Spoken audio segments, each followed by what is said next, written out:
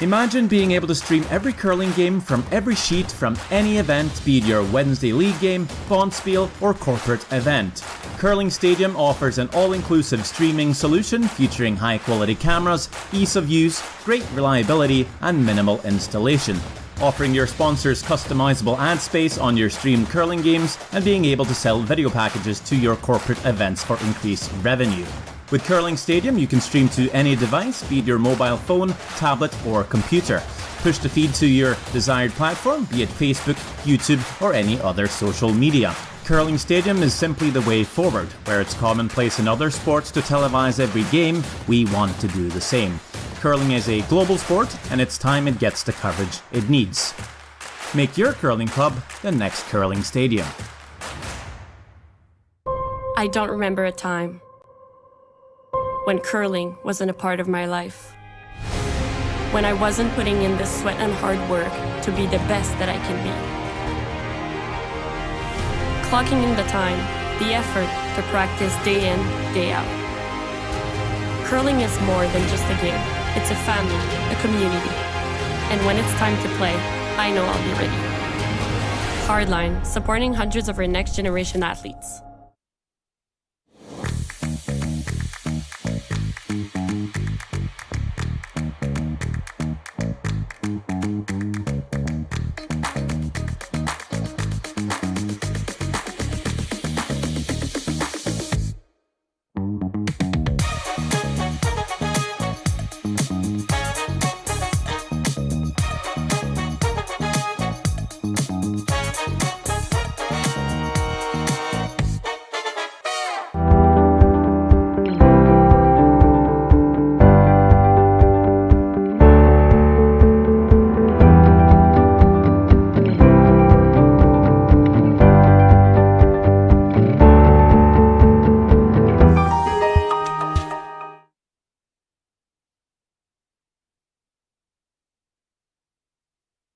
We asked Saskatchewan what they know about 5G. More speed, more innovation. It's going to make our lives a whole heck of a lot easier. This is what 5G looks like. Better, faster. Sounds like one more G. Sounds pretty good. I don't know what it means. All you really need to know is the future of 5G is here and will continue improving through investments in network technology.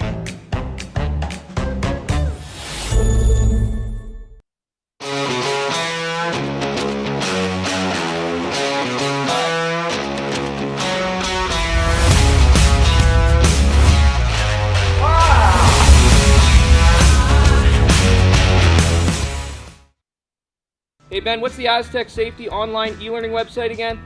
Yeah, that would be aztecsafety.com. Fire extinguisher and firefighting, we'll send that one to Paul. Ah, now here's a course I should probably take. Conflict resolution. Power line safety. Yeah, I thought it might help me with my line calls. Did you know this Aztec website has over 100 safety courses? Jeez. Aztec Safety online course. Ground disturbance. Could have used that a few seconds ago.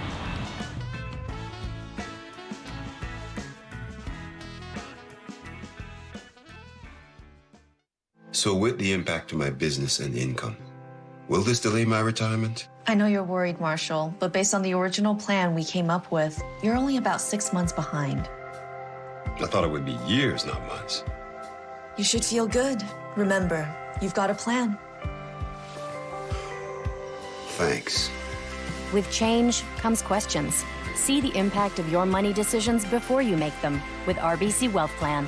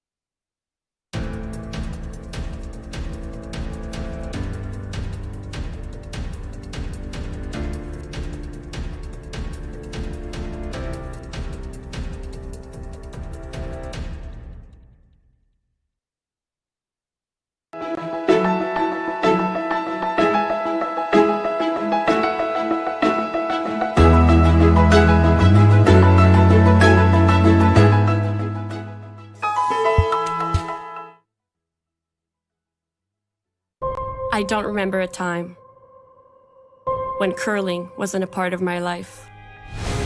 When I wasn't putting in the sweat and hard work to be the best that I can be. Clocking in the time, the effort to practice day in, day out. Curling is more than just a game. It's a family, a community. And when it's time to play, I know I'll be ready. Hardline, supporting hundreds of our next generation athletes.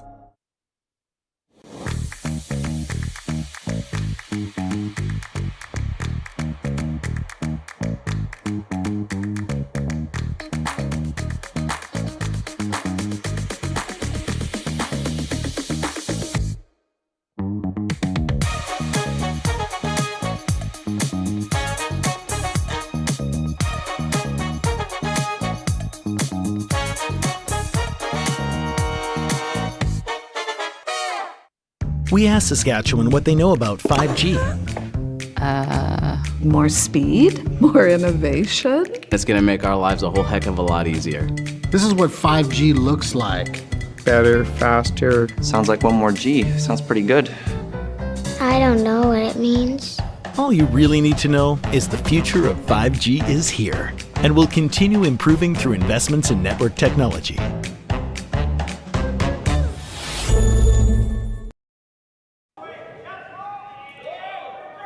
Hello and welcome to the RBC Dominion Securities Western Showdown here in Swift Current, Saskatchewan, Curling Stadium, Curling Zone presenting this one. My name is Marty Thompson. Sam Steep is alongside me here virtually for this first round, first draw here in Swift Current between Team Rylan Kleiter and Team Danny Casper.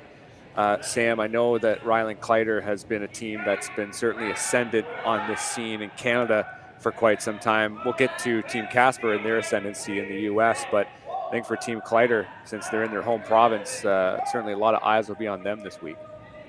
Yeah, they'll certainly be comfortable. They've obviously played here a good amount of times, and growing up playing against Matt Hall, an Ontario native, and now he's out in Saskatchewan, and they've had a good year. Matt's obviously been a great curler for a long time, and it should be a lot of fun. See the first set of stones here from Trevor Johnson, and I believe that's Matt Hall with the broom down early. Mm-hmm. Yeah, it is. Yep. Watching the practice looked like a lot of curl out there, so it should be a lot of fun navigating this the ice. A lot of those hackboard waders should be fun to watch teams manage and communicate and all of the fun stuff. Some big movement on that one too, and you see Casper now. I guess they're trying to look at maybe trying to get rid of this redstone. Yeah, they flashed their hack wader on their first stone, so really no choice but to make the run back now. This is Ben Richardson, second for this team out of Minnesota.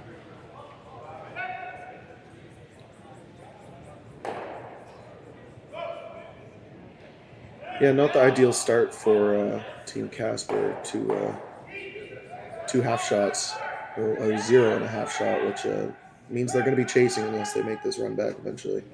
Of course, Team Kleiter here with the hammer in this first end. Good chance to protect this here with, as you mentioned, Matt Hall, Kitchener-Waterloo origins to his name. Getting a chance to throw a guard up here, I think. Yeah, this is the interesting part of 5 Rock rule. When in the 4 Rock rule, they never, if you had hammer, throwing a center guard was a sin. You were never supposed to throw center guards.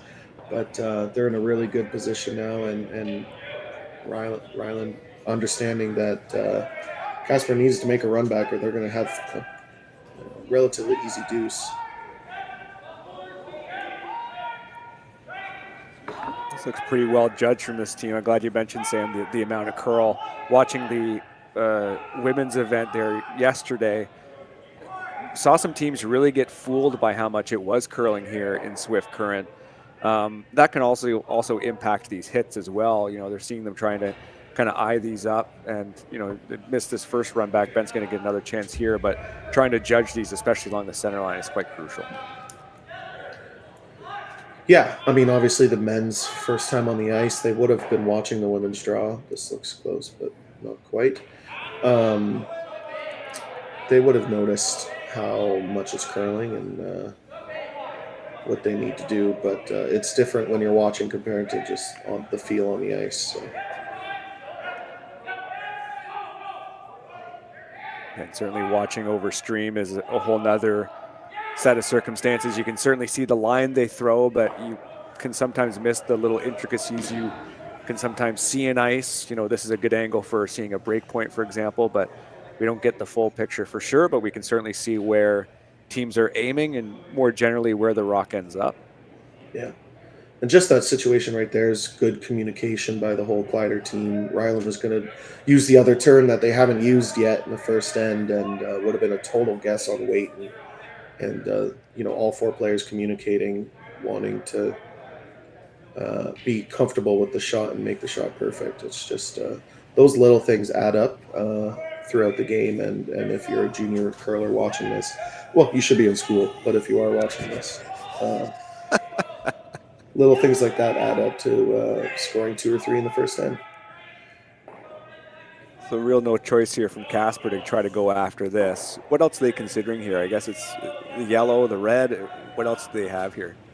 Yeah, so it's whether you want to run your own color in or the opposing team's color. It's just the fact is you have to look at your problem rock, and the yellow on the center line is the rock that you need to move. And you know, this is their 3rd attempt on this run back.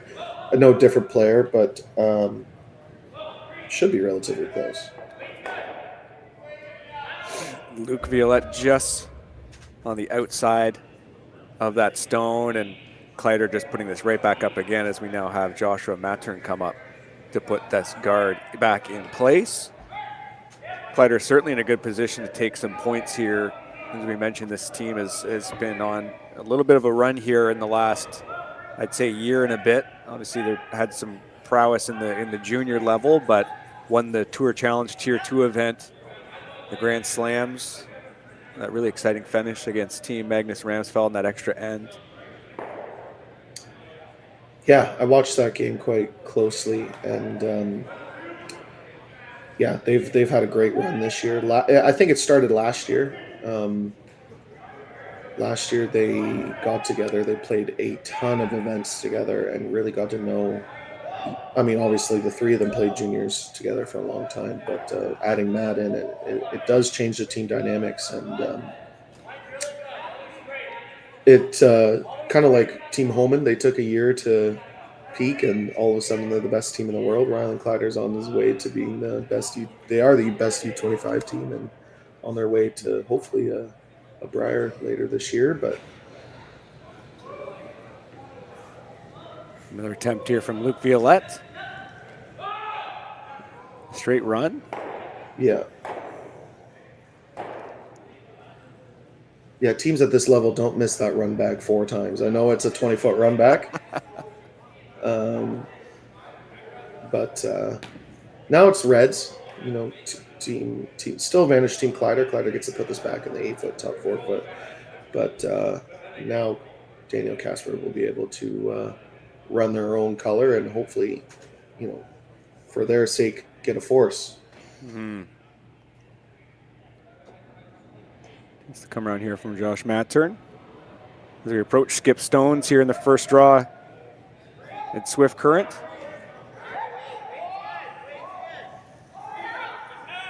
And this is where the guessing comes in the first time on the right side of the sheet.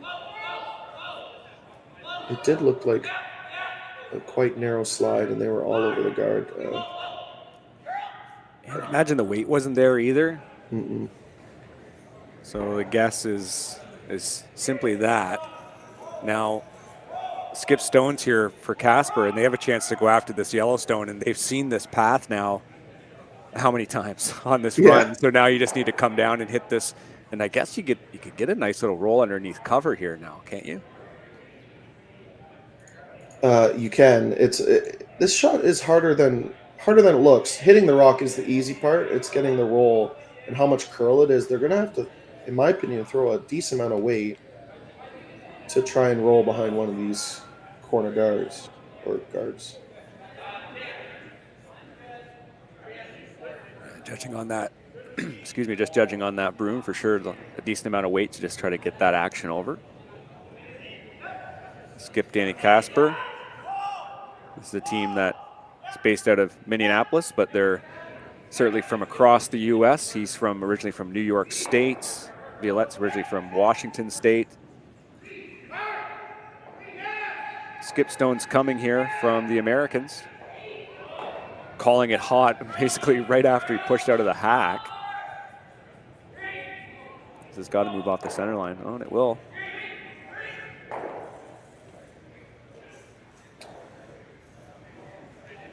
Yeah, tough line call there. That was a pretty big outward motion with the release, so wasn't sure how much that was going to curl, especially on the center line.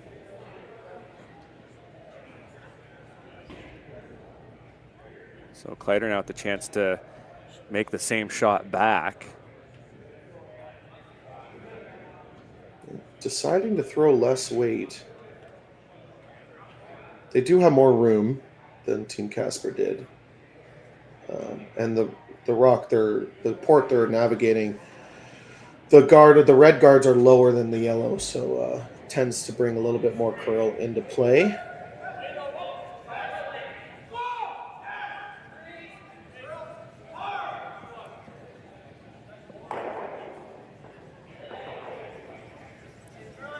Rylan Kleiter, we were just mentioning off camera there, qualified for the mixed doubles Olympic trials through one of the direct qualifiers alongside Brittany Tran. They'll be playing in that over the holiday season. Starts in just a few weeks' time. Yeah, obviously a big accomplishment for Rylan and Brittany. They're one of the younger teams there, and obviously maybe not known on the slam stage as much.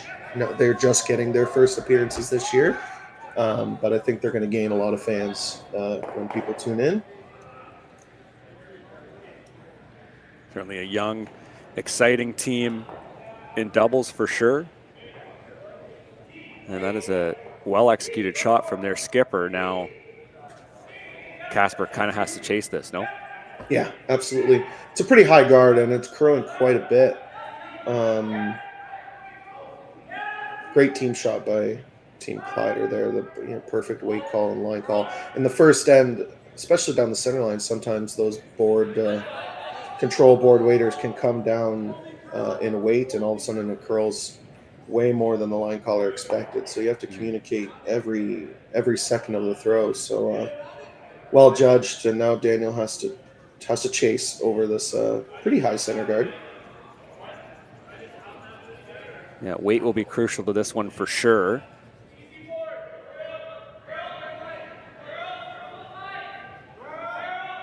I'm saying it's a hair down, but it's not narrow.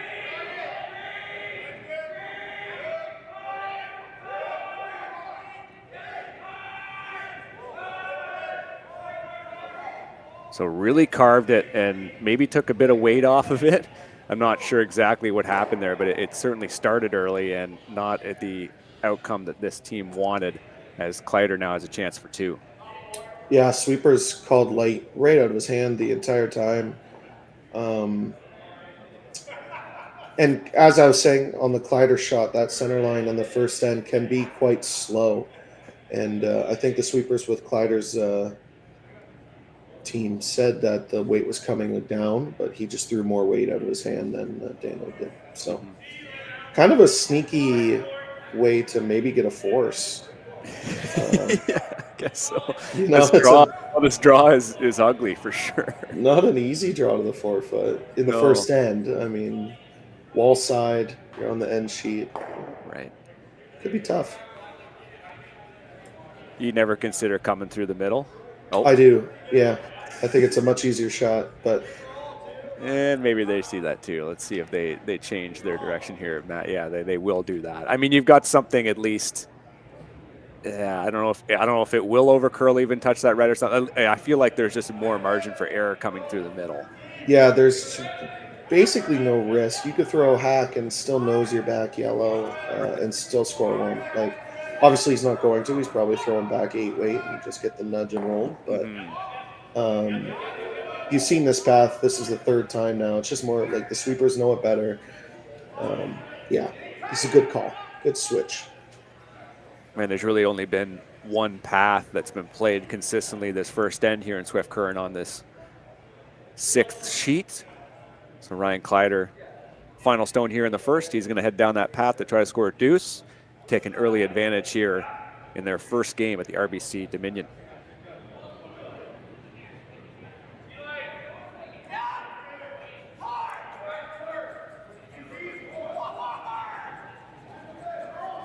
Seem to like this. Line looks good.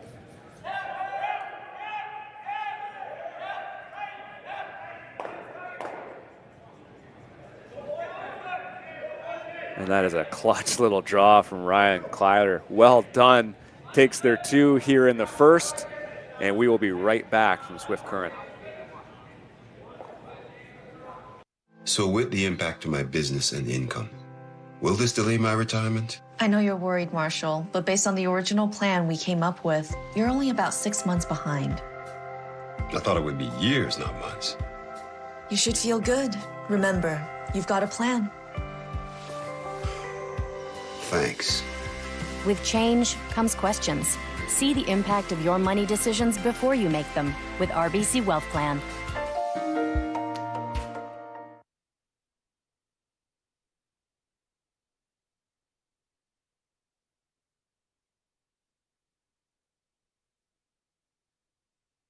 Handcrafted in Canada, Hardline's Ice Pad has revolutionized curling for over a decade.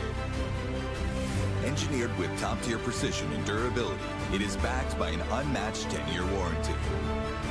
Designed for curlers at all levels to sweep effortlessly with maximum efficiency, it is trusted by the world's best curlers, including Olympic and world champions.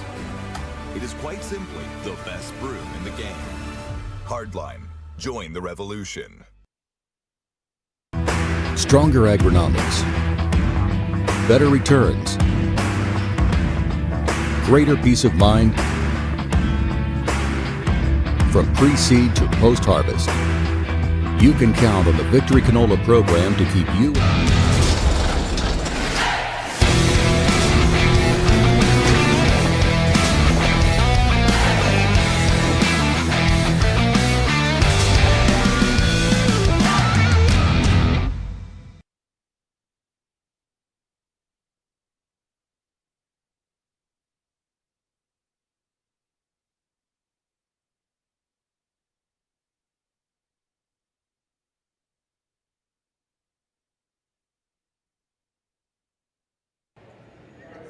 Hello, everyone, and welcome back to the RBC Dominion Securities Western Showdown here in Swift Current. Team Kleiter takes a 2-0 lead with hammer in the first end. Really controlled the entire end until Team Casper finally made that long run back, had a chance to force them, came up a little light on their last, and Rylan Kleiter drawing the forfeit for their 2 points.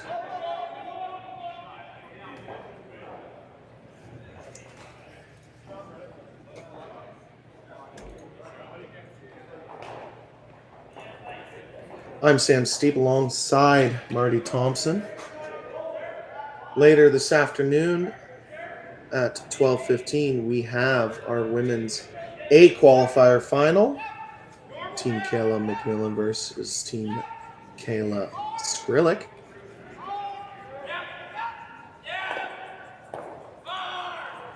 If you have just joining us for this weekend, the other A final is Team Strauss versus Team Schwaller on the women's side. They got to start yesterday.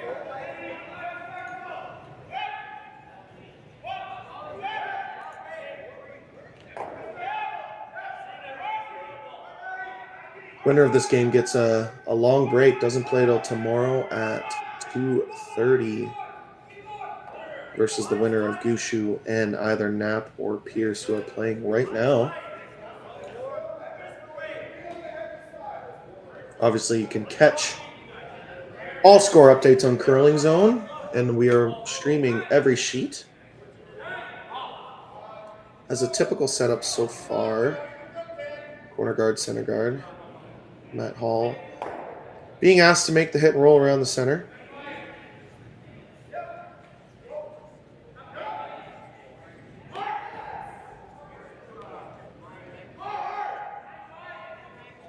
And that rock absolutely took off. They didn't look too worried about it out of Matt's hand.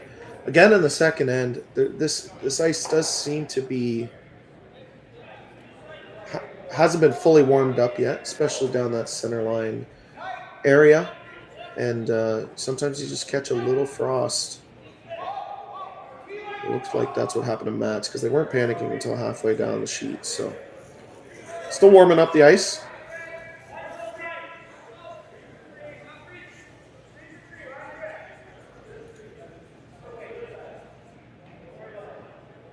Ben Richardson's being asked to draw around the corner guards. It didn't look like a ton of ice, but maybe not quite curling as hard to the wings. Beaver's calling heavy.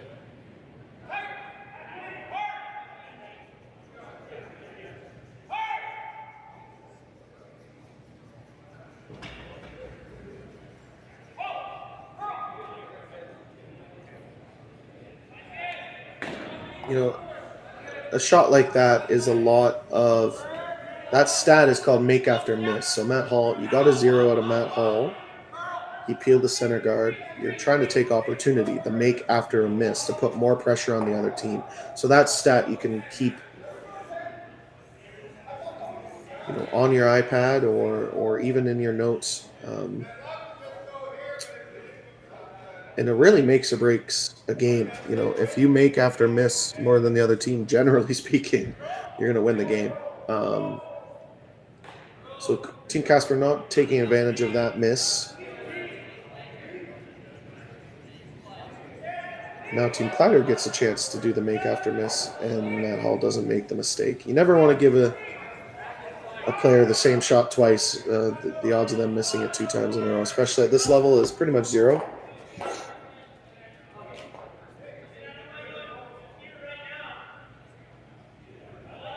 I still give the advantage to Team Casper. They have those staggered corner guards. Ben just threw this. He knows the weight he needs to adjust, and I imagine this is going to be rather close.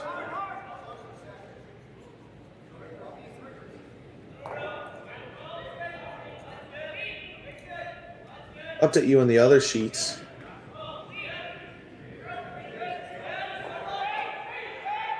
Steve Laycock takes one over Dustin. 2 Saskatchewan teams playing against each other. This is Steve's home club, so should be rather close.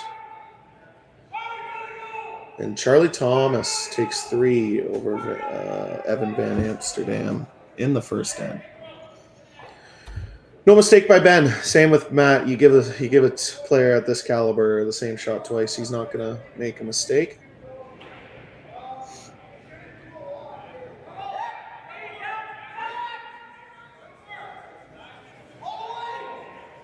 This could be a very high-scoring game. Both teams are not afraid with playing with rocks in play, being aggressive. I say that as Joshua's about to get rid of 2 corner guards if it's made properly.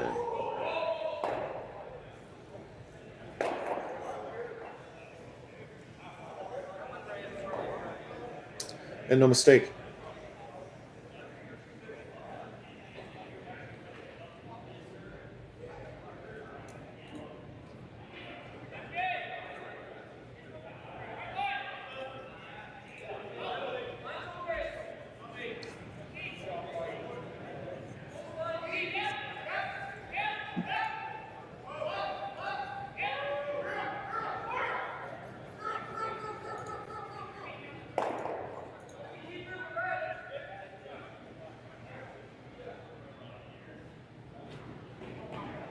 Luke being asked to replace that corner guard. Again, this is a path that maybe hasn't been thrown yet. A little bit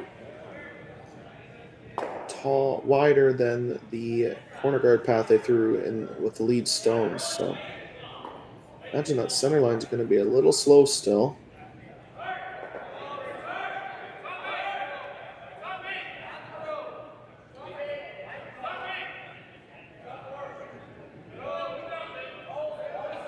Pretty good throw. A little tight. Team Kleiter's hitting ability. You don't want to give them the run backs that close to the rock. You know, the closer it is, obviously, the easier the shot.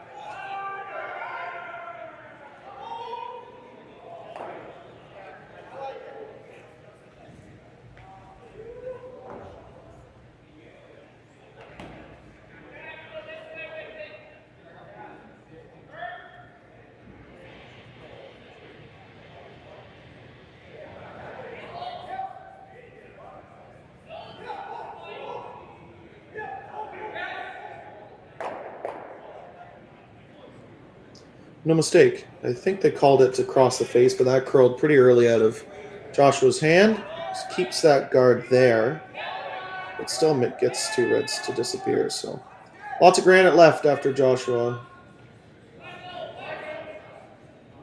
throws. So well done. End's not over yet. Team Casper still has a guard to hit and roll around. It's still early. It's second end. Don't know what's going to happen here.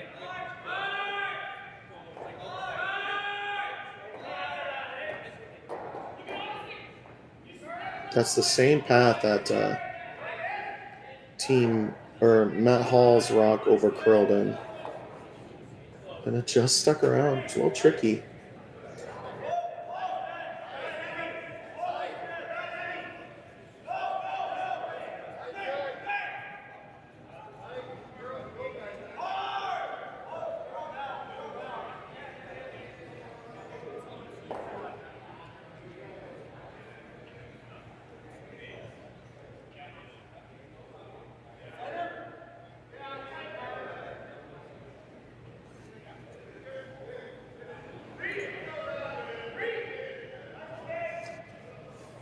Rylan deciding to hit the rock that did stay in the back 12. It's obviously the right call, being up 2. Keeping the weight up, it looks like. The broom's pretty tight, which I like. Rocks out in the wing like this, especially biting the back 12. There's some curl you haven't really seen in practice yet.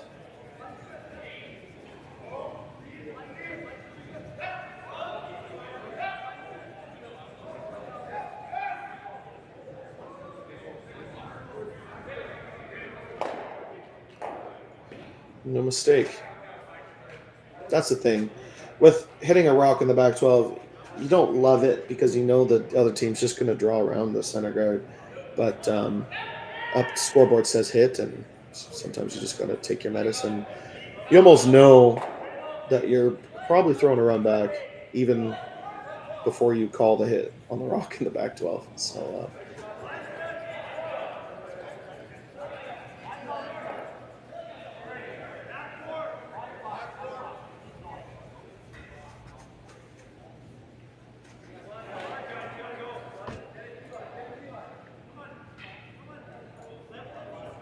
as Daniel Casper gets ready to throw the draw around the guard. Sweepers were heads down, basically out of his hand.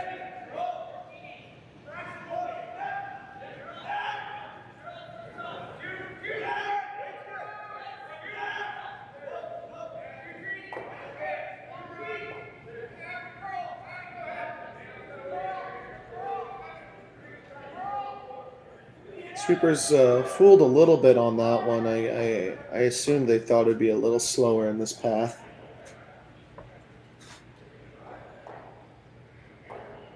Did get job A complete, which was to be buried around the center guard. It's just 3 feet deep. You know, if that rock was top 4, Rylan would be throwing the run back, but now that it's back 4, and he just got a hog-to-hog time on Danny Casper's rocks, so he should have a good idea of what this is going to do.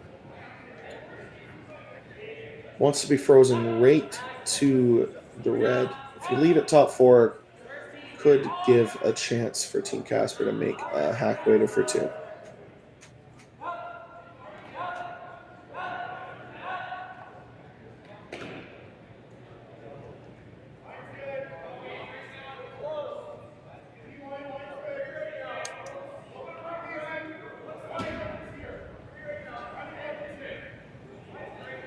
Sweepers calling heavy out of his hand.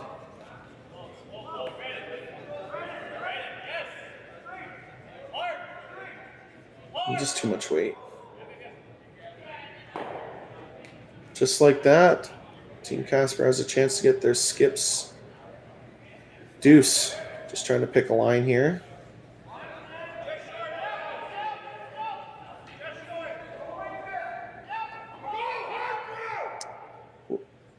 Rylan getting fooled with that path being a little bit quicker than his draw for 2 in the first end.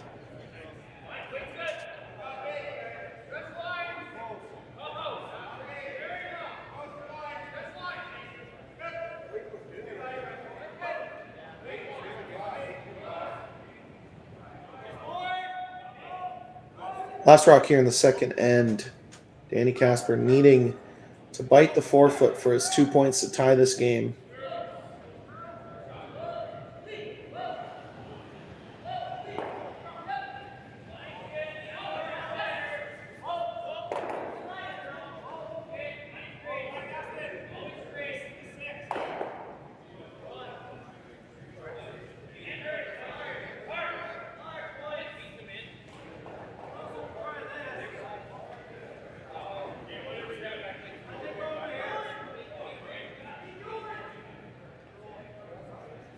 And makes it. What a great sweep.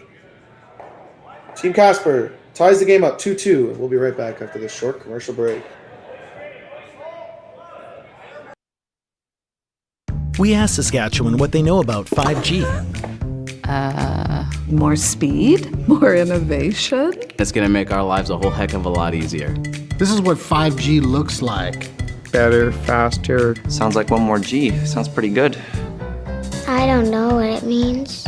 All you really need to know is the future of 5G is here and will continue improving through investments in network technology.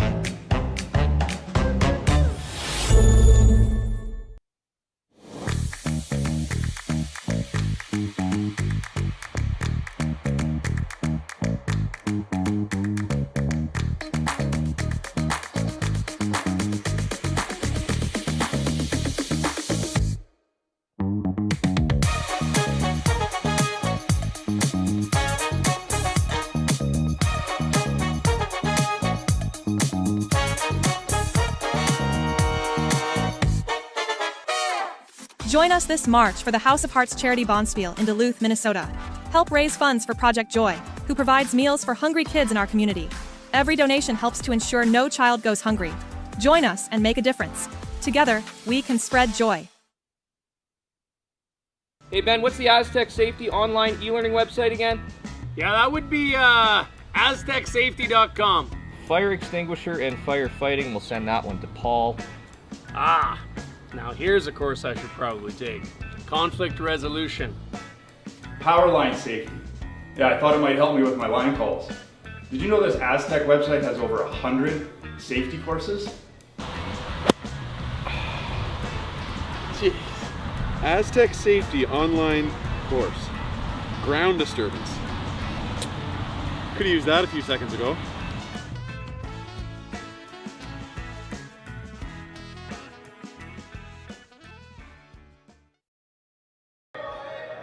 Hello and welcome back to Swift Current Western Showdown, sponsored by RBC Dominion. Marty Thompson and Sam Steep with you here in the third end between Team Casper and Team Kleiter. And in that second end, Team Casper pulled it out with that draw at the end. Yeah, really just a skip deuce.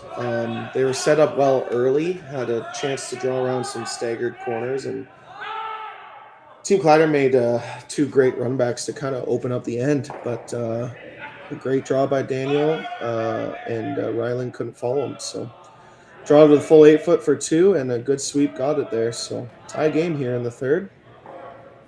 Nice and competitive early here in this first draw. Triple knockout format.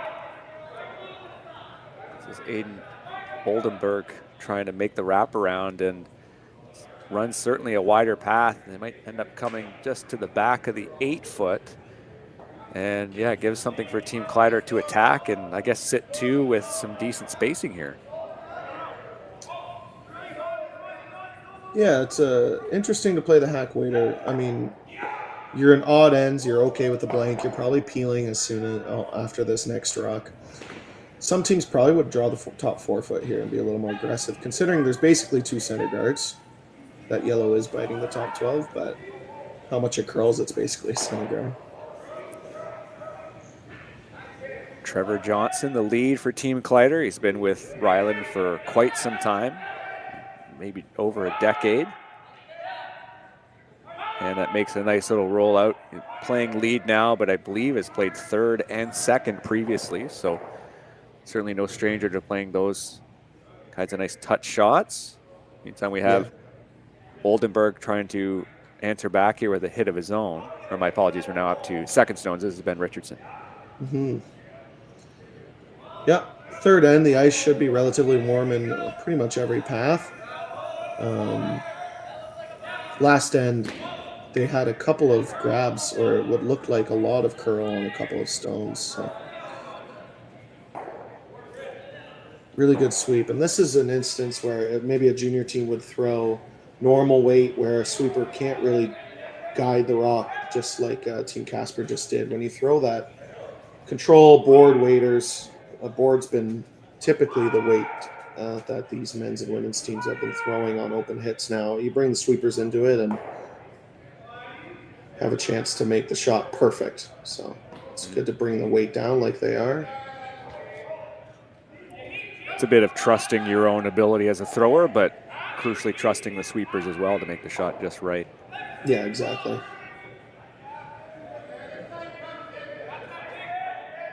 So Casper with another attempt to try to bring play into the middle and behind these 2 stones you see down the middle of the sheet.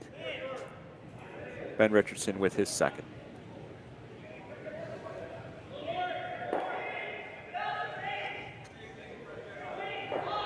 This is Luke Violette with the sweep on the inside here. Trying to keep it straight. And that'll be an unfortunate flash there from Richardson.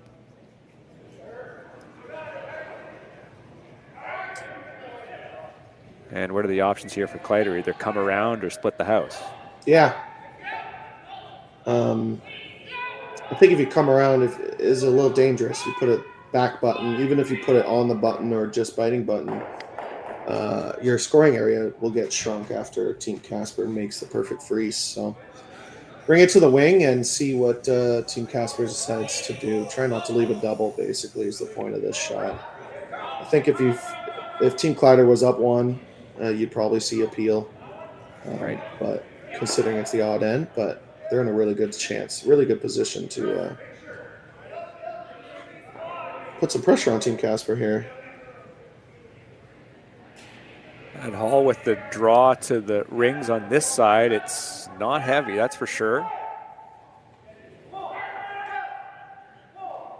Yeah, that looked like it curled early.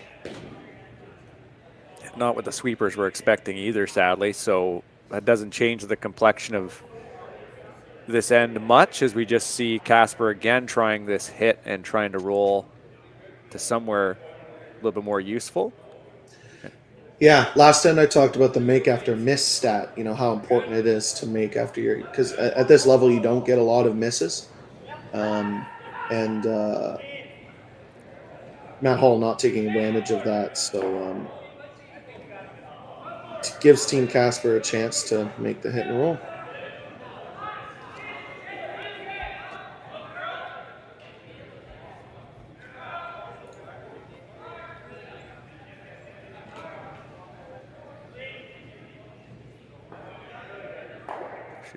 Come up just to get that nice solid nose.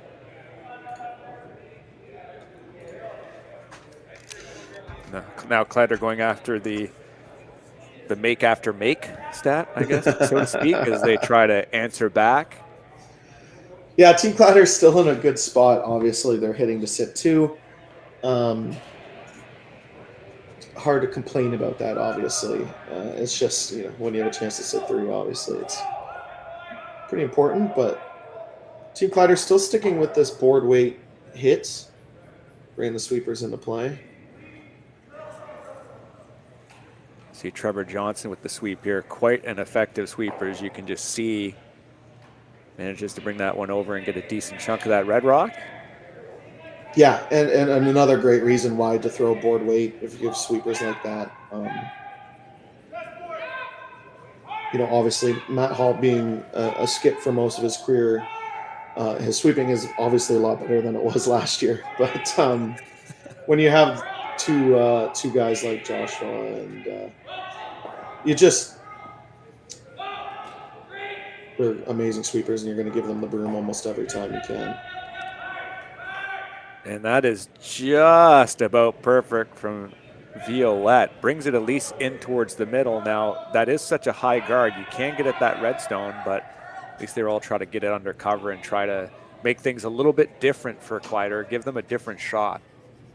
I think that's why you saw a little bit of frustration, because he knew he had to be buried behind the yellow, not behind the red. Like on the camera view, it looks nice and buried, but it's a really high center grade. A little harder for a lefty, though. Josh Mattern now.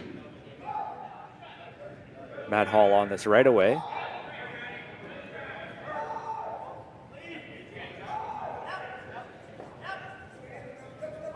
That's an unfortunate wick off that guard. Now, can it still bite?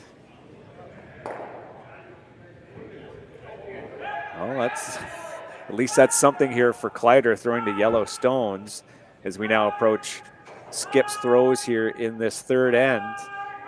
If you're Team Casper, what do you think the options are here, Sam? Yeah, you got to either draw top 8, top 4, or guard it. I mean, obviously, you can hit. It just takes all the pressure off of Team Kleiter. Unless you make the hit and roll absolutely perfect, which on this ice is, on the way the ice is playing out in the wings, it's pretty tough. There's a lot more tolerance with the draw. Like if you call top 8, you end up a 3 guard. You know, pretty good tolerance. Looks like they're calling the guard. Yeah. Surprising to me. I think sometimes, you put a lot of pressure on Team Kleiter if you put this in the top 8 foot, half buried around that yellow in the top 12, and sit 1-2. You know, those rocks biting the 12 foot gets a little scary. If Kleiter just decides to make some kind of thin in-off or run back for 3, obviously the game is, well, it's not over, but it gets a lot harder for Casper to win. Yeah, and just knowing how much it's going to curl, you know, you really could wrap that around in the 8 foot. You could really bring it, you know, almost in like right to the 4 if you wanted to. But this is maybe the safer shot. I'm glad you mentioned tolerance there, Sam, is just trying to make sure you have a way that you can not get the absolute most precise shot, but you still have something that's quite useful. Yep. So maybe curling a smidge more than they wanted to, I'm imagining. Oh, it looks like we're coming in now. Oh, yeah, that's not a bad spot if they end up corner frozen, and they will be. Pretty much the best place you can put it. They wanted it a little higher, but now there's no run backs. Forces Rylan to draw the top button here. And after last end, his draw going to the back 8 foot. A little bit of redemption time for Rylan Kleiter here. Yeah, another chance to calibrate on this ice surface, get your draw weight down as a skip. So you see Matt Hall holding the broom, as you mentioned, Sam, previous skip himself. So tasked with calling line in the house here for skip stones for this team. It's one of the reasons why Matt Hall was a good pickup for Rylan Kleiter. He kind of fits this team perfectly with Joshua and Trevor being such good sweepers. You let them sweep skip stones. Matt's been calling line since he was 8 years old. So, is that a true fact? 8? It might even be earlier. You're skipping the family team at 8 years old. Yeah. All these sweepers are on it right away. Let's see how much magic they've got in them. This will be down, though. Maybe Kleiter just with overcompensation there. I know you said he sort of pinged one to the back 8 in his last draw. But that was a little short maybe the path too. They haven't played this board side as much.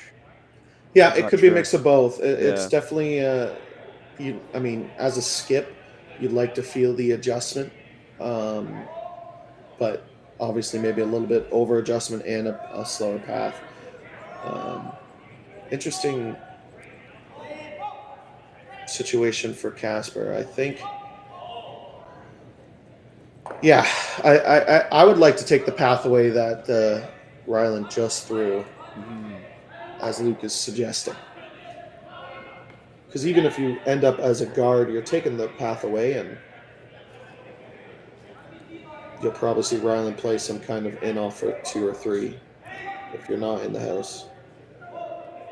I mean, Kleiter just played that draw, and I know that's maybe Casper hasn't played that side, so maybe he doesn't want to, but, you know, Kleiter would be certainly inclined to throw the same thing with just a little bit more weight and make it, but they will be protecting this side. Are they going to try to come right in, Sam? Are they going to try to be on the forefoot? Okay, that makes a little more sense. To me, it's like Monopoly. You're kind of giving them a get out of a jail free card. This rock is so important because it needs to be full 12 foot. If this ends up as a guard, you'll probably see Rylan take on some kind of angle run back for 3. Yeah, right. Where in the other path, if you know, at least you're taking away the same shot he just threw. But he knows this path. He knows the weight he needs. So I imagine he's going to be relatively close. Final stone here for Casper in this third end. Broom right down. And looks like this will be light. They're going to bring it in, though. They will just get to that 12-foot barrier you mentioned, Sam, and saves this a little bit for this team out of the U.S. How do they see that red? I think it's... Ugh. Oof. Yeah. I guess so. I guess it's worth the risk. Maybe our camera isn't on the center line, but I think it is, and it's not there. So yeah, okay. It's worth the look because it is for 2 or 3, but yeah, it's draw all day. And Team Casper, if that's short, they could be in a lot of trouble. But no mistake, draw to the button for 1 point here in the third. And a great sweep from Team Casper there with Richardson and Oldenburg just ensuring that rock made it to that 12-foot and gave Kleiter really only one choice here in this third end. Final stone here for this team out of Saskatchewan. Playing in Saskatchewan.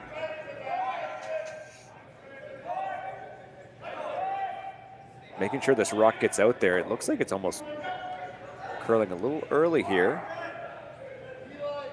They've got some room for sure. Just comes down to weight now.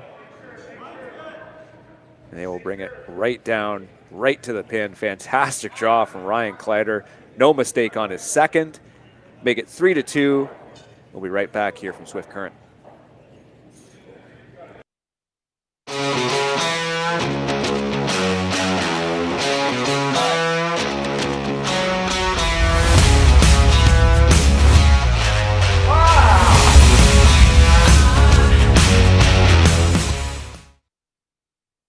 I don't remember a time when curling wasn't a part of my life. When I wasn't putting in the sweat and hard work to be the best that I can be. Clocking in the time, the effort to practice day in, day out. Curling is more than just a game. It's a family, a community. And when it's time to play, I know I'll be ready.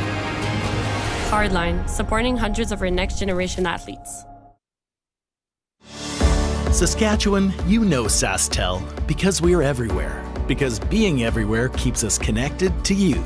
With Sasktel sponsorships, we get to be part of your community. We're here with you, and we're here for you.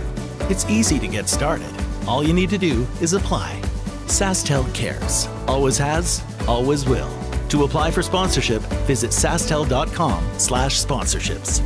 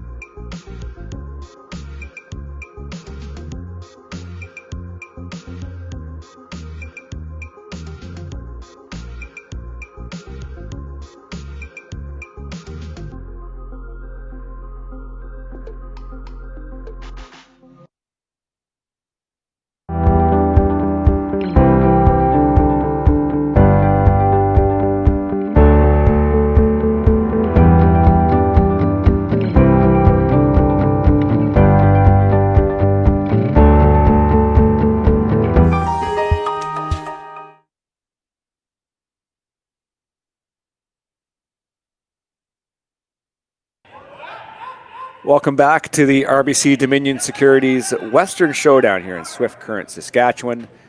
Team Kleiter up 3-2 over Team Casper here in the fourth end. Marty Thompson and Sam Steep with you on the call. And a similar setup that we've seen here early on. Center guard trying to come around as you see Casper maybe trying to apply a little bit of pressure here, see if they can't take a deuce here heading into the fourth end break. And try to get a little bit more momentum in this game after, I mean, I guess they didn't play too bad in the last end, but certainly was a few shots short to applying a lot more pressure.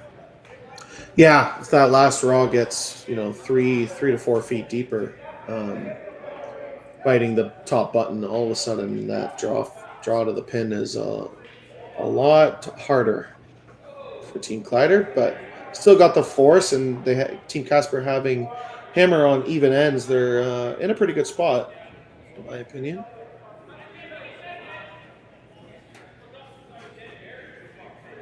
This Team Casper, as mentioned, based out of Minneapolis. Aiden Oldenburg throwing lead stones. He's new to the team this year.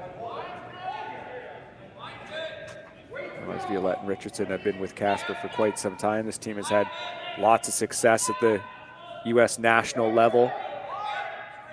Up at the very top end of the men's game. One of the many exciting young teams that the U.S. has to look forward to. Yeah, they've been, at least the three of them, and kind of like Rylan Kleiter, they've been together in juniors for a long time. I got to play against both these teams quite a bit and in juniors. And I think that's the recipe to success a lot of times, is staying together, which a lot of junior teams just don't anymore. Obviously, Team Casper did get some junior funding when they were in juniors. I don't think the funding's the same in the men's, but still, that obviously helps, especially with how much travel they do up into Canada. But staying together is a big key to success, in my opinion. It's one thing to stay together, but it's one thing to be committed to the game through, key ages in which, you are at, certainly a physical advantage in your 20s and such, and going into your 30s. But, there's such a great learning opportunity there to, remain at a high level and to be able to know each other and be in a team, right? It's replicating what you see in many other sports where you have these teams that, you want to keep a young core together and maybe sprinkle in a few other elements, but ensure that they are playing at a high level and they're certainly sharpening their blade, so to speak. Yeah, and you look for the same commitment level, really. Like in curling, age is just a number for the most part. Sweeping has obviously become a big thing in our sport. Makes a lot of shots, and the best teams in the world have the best sweepers in the world. So there's no secret that Team Mowat's the best team in the world, because a lot to do with their sweeping. Same with Retornez last year. Yeah, certainly. You want to look for the same commitment level as well when you're a junior team or even a men's team, and women's team. So decision time for Rylan Kleiter. Perfect hit and roll by Team Casper. They're sitting 2. And now they need to decide how aggressive they want to be. Yeah, this end just got a little annoying here for Rylan Kleiter. Again, they don't have hammer. Trying to find a way to change the shape of this 8-foot especially. That overhead angle just shows exactly how awkward those red stones are. And looks like Matt Hall is going to try to play into them with those yellow stones. Yeah, I like the tap call. Maybe a little aggressive, but you have a chance to put some pressure on Team Casper. Just papers that rock at the top 8, and it will come back and be exposed. It will be second shot stone, though. Yeah, I wonder if touching that rock made it shot. It is close, but Danny seems to think they're first shot and third shot, so now a hit to sit 3. And no doubles available, so this is going to be a lot of pressure on Team Kleiter. This is made.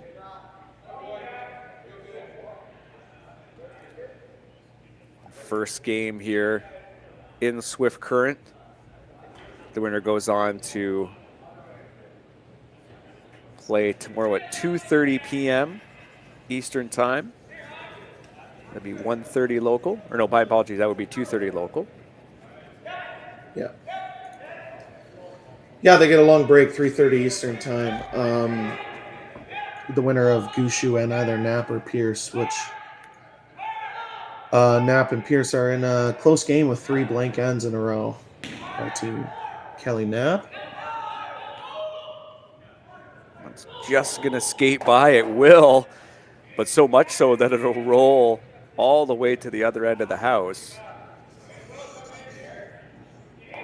Kind of back to where they start a little bit here for Team Kleiter. Hit and roll. That seems like that's the call, eh? Yeah, they gave it. They gave an attempt on this tap. It looks not easy, and you're up 1. I do think the hit's the call. If you trade hits and then make a hit and roll to center or make a double, obviously all these guys.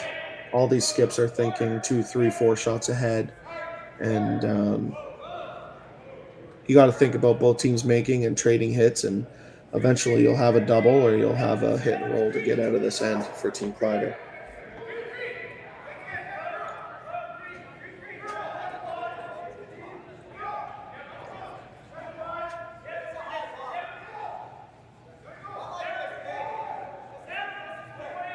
Great sweep here to keep this rock straight.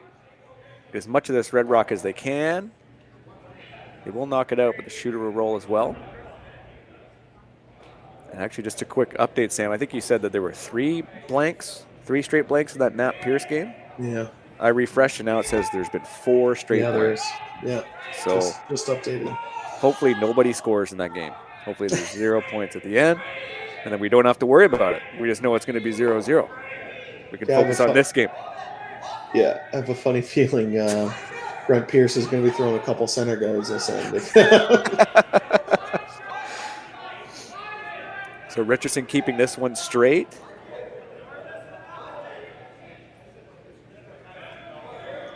Yeah, these shots are really important to keep it.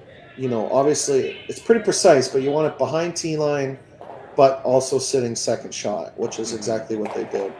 If it overcurls, you're not second shot. That yellow comes into play. It's pretty useless. But if you're above T, you leave a double or you leave a hit and roll. So not much tolerance in a shot like that, but made perfectly. And going inside out as well adds another layer of complexity for this team out of the U.S., but made it look quite easy there. Yeah, Team Kleiter's going to need to make a nice hit and roll or a double to get out of this end, or they're likely going to give up 2.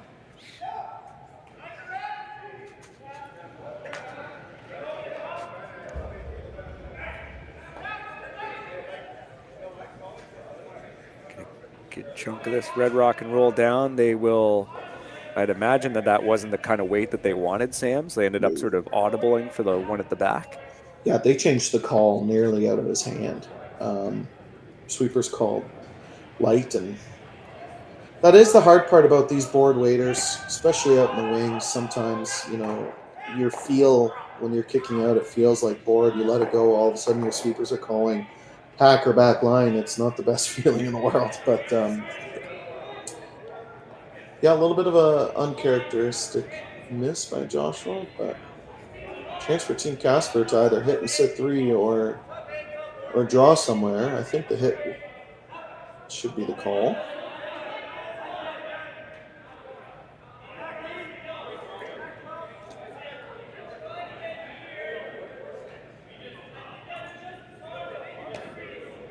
The hearty debate here. You're still thinking the hit? I am. It's hard to, I don't know, the draw seems tough.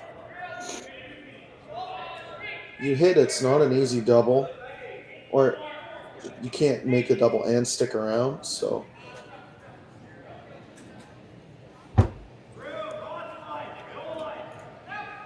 Final vice stones here from Luke Violette. Immediately snowplowing this stone, making sure that that line is maintained. Now they're carving.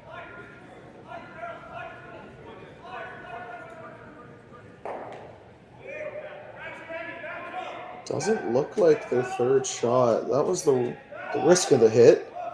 You basically had to be on nose. Well, they must be if they're looking at the double. Yeah, just that thin double on the outside. Get rid of both. Yeah. That's what they're lining up.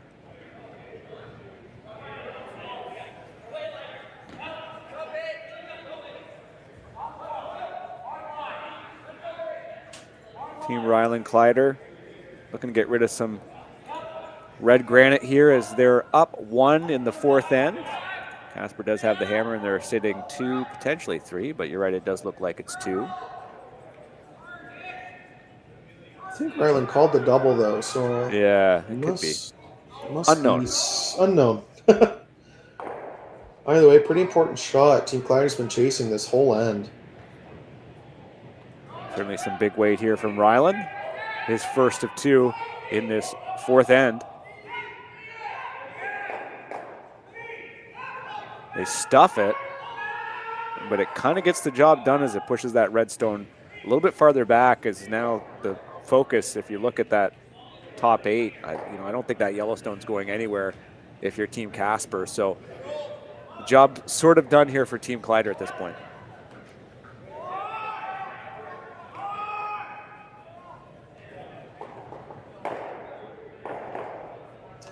Yeah, it is job done. It's really hard to bring that yellow into play. I think that's what Team Casper's talking about. It's how do you move it? It's to try too to risky, bring 3 right? or 4 into play. Yeah. I think it is as well. It could be something on your last if it's available, but yeah, oh boy, maybe throw some. I don't even know. You throw some down weight maybe to try to, like, you want your shooter to potentially stick around. Like, you don't just want to pick it out sideways. Yeah, I think they're discussing how they score 3. They kind of understand that they pretty much have 2 locked up unless they throw a 0. So how do you score 3 points? And the 3 is so big against a team like Rylan Kleiter. You could draw half to 3/4 buried top 4 foot, half buried top 4, make Rylan's shot quite a bit harder, but it is a more precise shot, and you could leave a double. The safe shot is freeze, the back one, which is what they're going to call, and I think it is the call. 2 points is too important here. Yeah, the plan is just to come down to that red and then let Kleiter throw something here on his last. Crucial end for this team out of the U.S. Finished 2nd in last year's, or my apologies, finished 3rd rather in last year's men's curling championships. Yeah, they'll have a real shot going into nationals this year. They're playing a lot, just like the other top 2 American teams. But so calling the line right away here.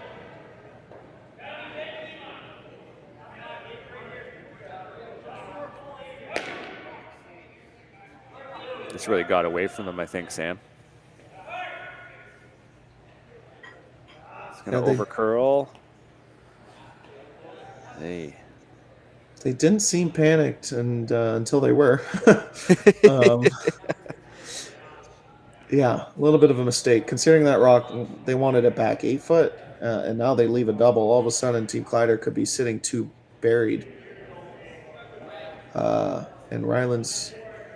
he knows how to throw the big, heavy, up-weight shots, so imagine he'll be pretty close here. And this is something that he just threw this path in his first, so yeah, going for the double here. Sit 2, like you said, really put the pressure on. All of a sudden for Team Casper, like you said, unless they throw a 0, and this maybe isn't exactly a 0, but it gives the Kleiter team a really good chance to shift momentum.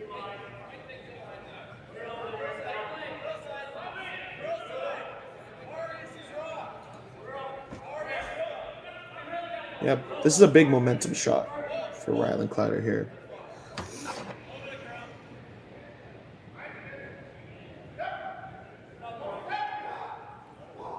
Team Kleiter's last here in the fourth. Big opportunity with this double. It is close. And they don't quite get it out of the 8-foot. Decent attempt here from this team from Saskatchewan, though.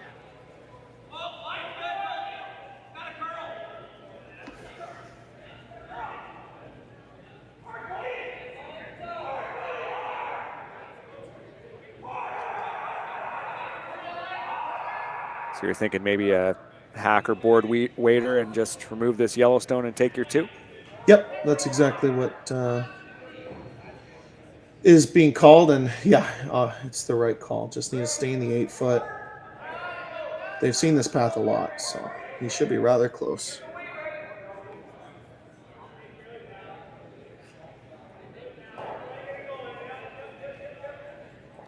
Final stone here in the fourth.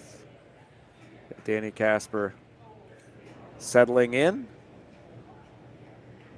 Chance to take a lead here going into the 5th end. Calling a little up out of his hand. Still keeping it straight. Here's the carve. Should be close. And that's a nice little shot here from Danny Casper, taking 2 in the fourth. Make it now 4-2 for the Americans heading into the 5th end.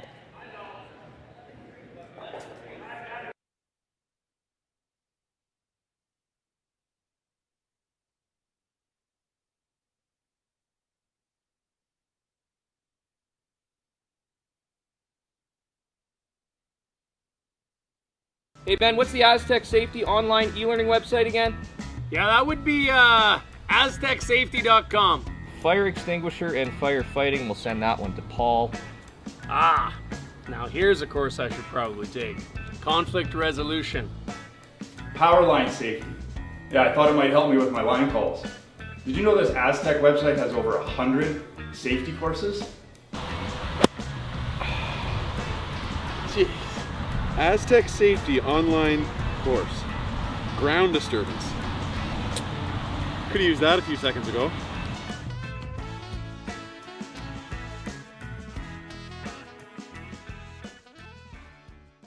For over 20 years, the Sandra Schmirler Foundation has granted more than $9 million to hospitals across Canada for life-saving equipment for premature and critically ill babies.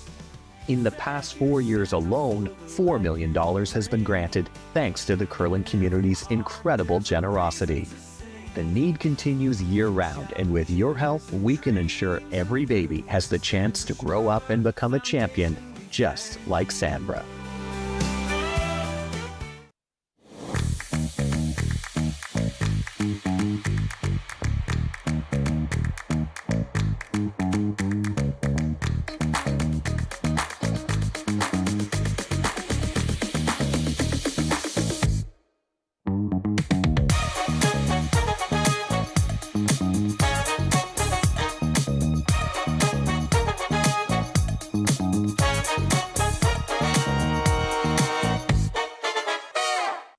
We asked Saskatchewan what they know about 5G. More speed, more innovation. It's going to make our lives a whole heck of a lot easier. This is what 5G looks like. Better, faster. Sounds like one more G. Sounds pretty good. I don't know what it means. All you really need to know is the future of 5G is here and will continue improving through investments in network technology.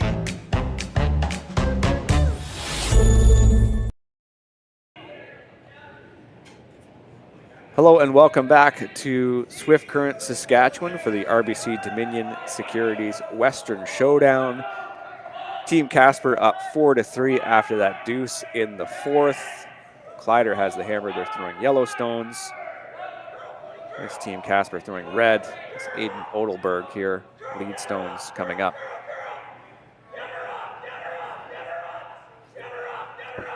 Yeah, so far, perfect setup. Perfect corner guard, perfect center guard.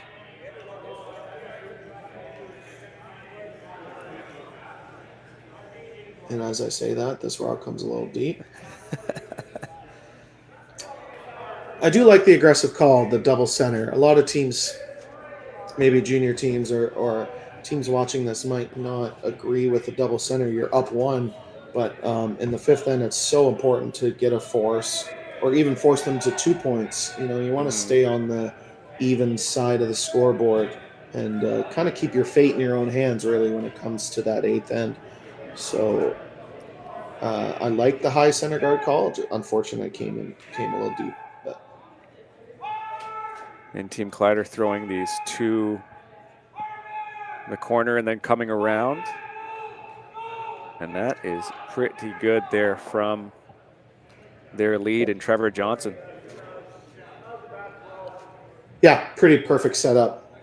What's even more unfortunate maybe for Team Casper is that those rocks are perfectly lined up. And I mean, there'll be some drag, but the run back will be, depending where they hit the rock, which should be relatively easy to make. Come around incoming here from Ben Richardson.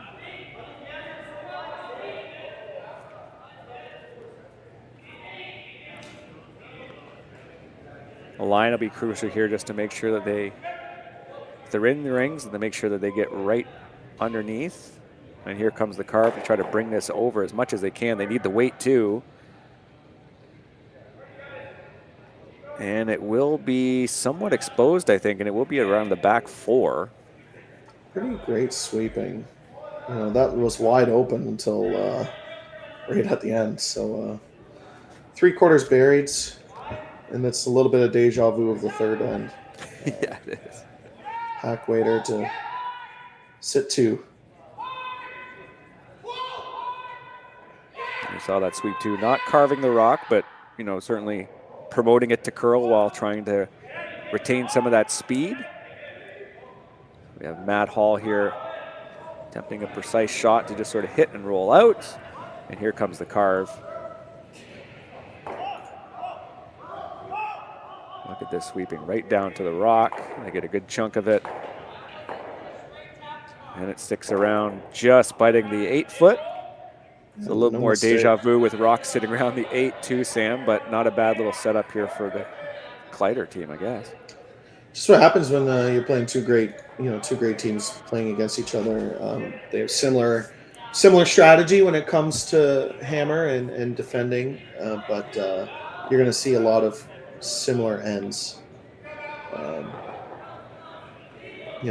Daniel's going to ask his team to make this nose hit a couple of times until they can roll behind the center guard.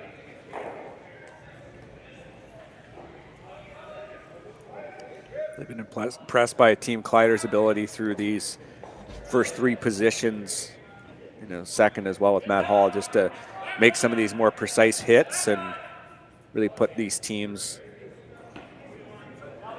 their team in a good position going into skip stones. And certainly very consistent through the lineup here on these hits. Sweeping helps too, of course.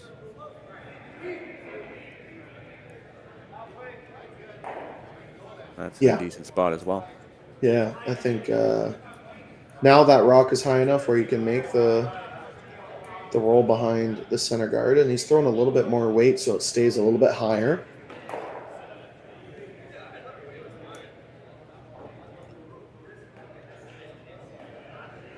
You could argue one more nose and then make the hit and roll, but you don't want to give Kleiter another chance to roll to the edge of the 12 foot and then you're restarting. So Luke Violette's first here. The Americans throwing the red stones. They get that nose. The call is just to try to hit and roll outwards now for Team Kleiter. Yeah, you're trying to avoid giving Casper the opportunity to roll behind those center guards. So roll to the edge of 12 foot and really put some pressure on Team Casper to make a decision whether they want to just basically concede 2 or draw around the center guard.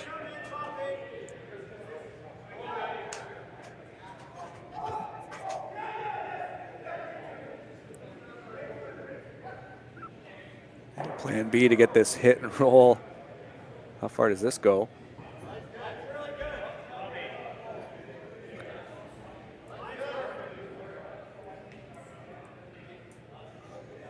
Thoughts on that roll? Not a bad little spot, eh? Kind of works.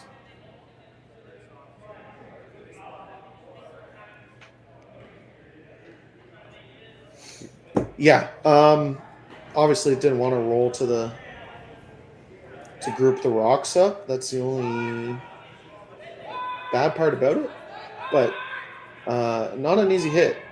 Team Casper has to either make a 15-foot run back double or draw around those center guards, which, as I said earlier in the end, it's a pretty easy run back. I like the call, just because if you do get the peel, you'll have a generally easy double. Yeah, there's certainly some tolerance in this.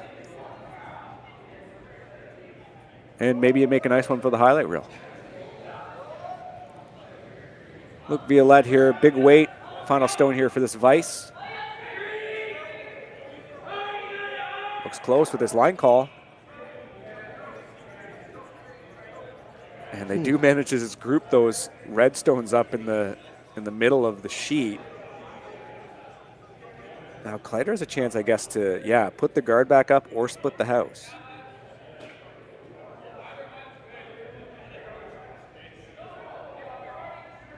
What's your first instinct?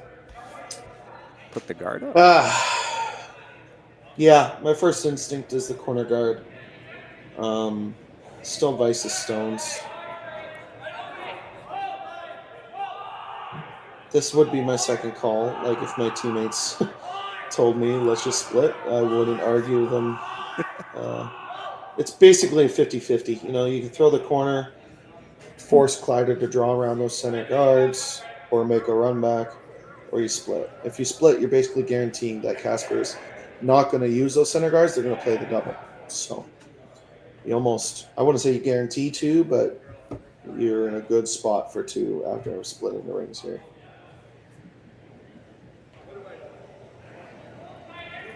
Josh Matt turn here. Lefty joined this team following the pandemic. He's had some pretty good success since then.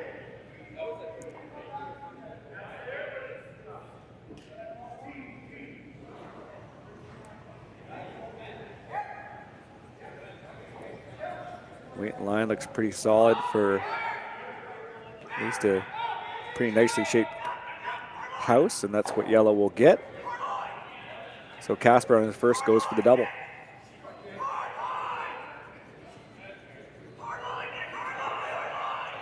Yeah, just like I said, splitting the rings basically guarantees the other team throwing the double. Then you'll have a hit and roll or an open hit. Sit 2 on Daniel Casper's last rock, and that's if both shots are made perfectly.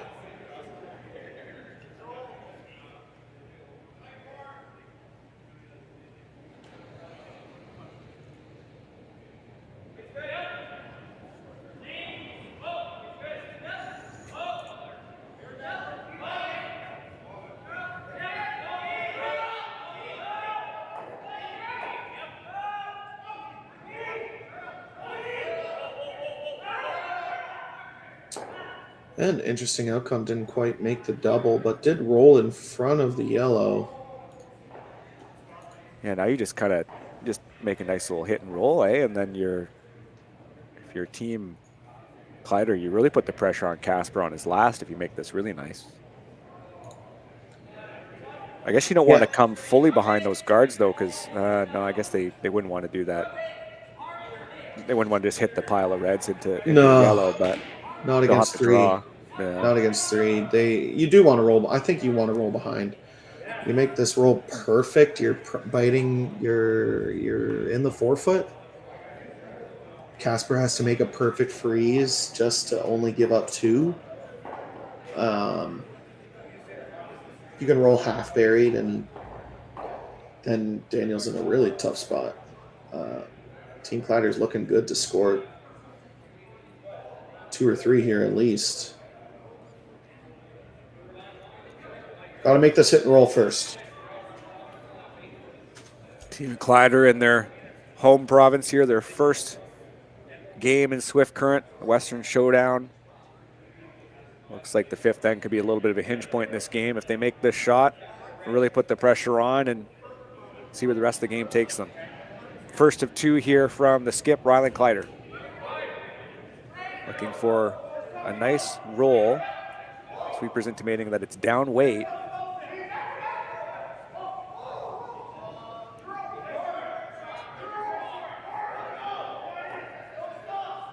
And they will get not quite the roll they were looking for.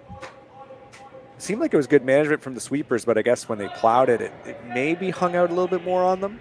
Yeah, I mean, it's just a compliment to the sweepers. They're such good sweepers that they popped it out a little bit too far, maybe just a little bit early line call. Kind of sets up a shot to get out of jail here for Team Casper. They can make this board weight hit and roll under those center guards.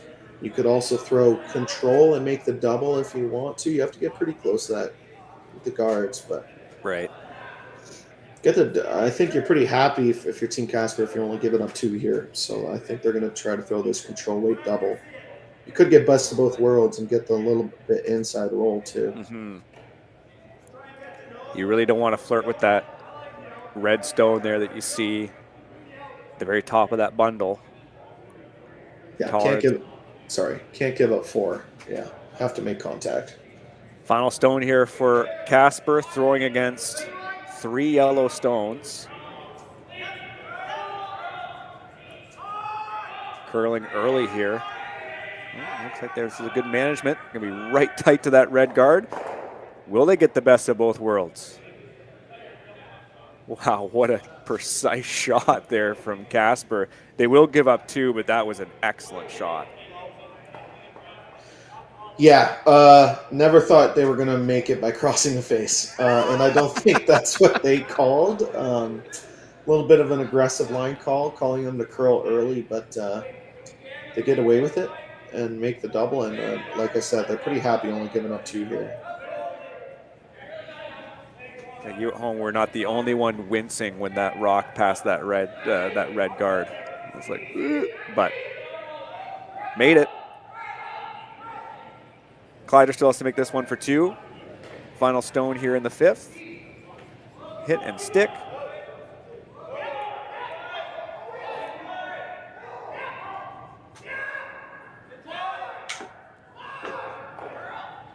Grabbing this early, make sure this rock comes over.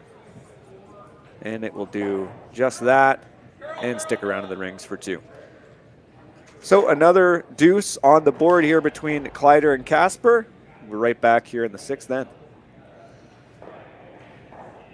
So with the impact to my business and income, will this delay my retirement? I know you're worried, Marshall, but based on the original plan we came up with, you're only about 6 months behind.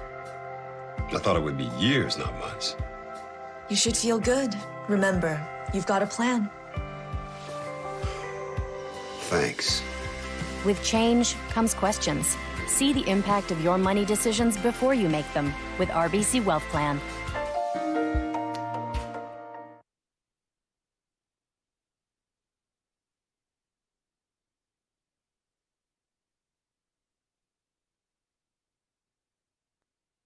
Handcrafted in Canada, Hardline's Ice Pad has revolutionized curling for over a decade.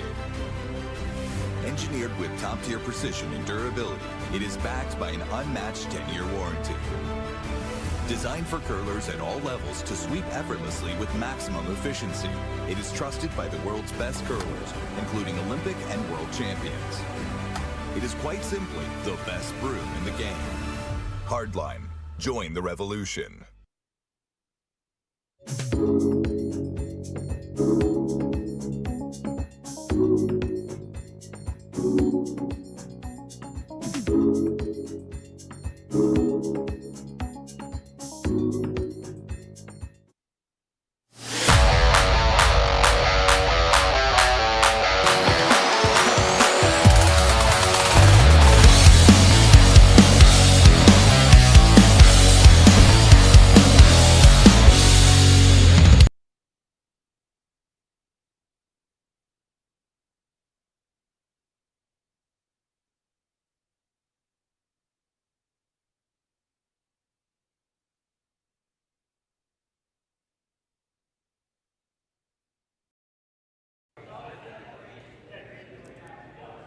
Hello and welcome back to Swift Current, the Western Showdown presented by RBC Dominion Securities. Another deuce on the board here between Kleiter and Casper. Taking a quick look at the other scores. We do have points on the board between Knapp and Pierce. Kelly Knapp picked up 1 in the 5th to make that 1-0. Brent Pierce with the hammer in 6. So we have 2 Saskatchewan teams curling just a couple of sheets over here in Dustin Kaltoff and Steve Laycock. Steve Laycock up 4-3. Kaltoff with the hammer in 6th. Meantime, we have another local team here in Charlie Thomas out of Saskatoon.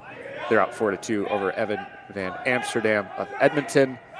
And Charlie Thomas with the hammer in 5th.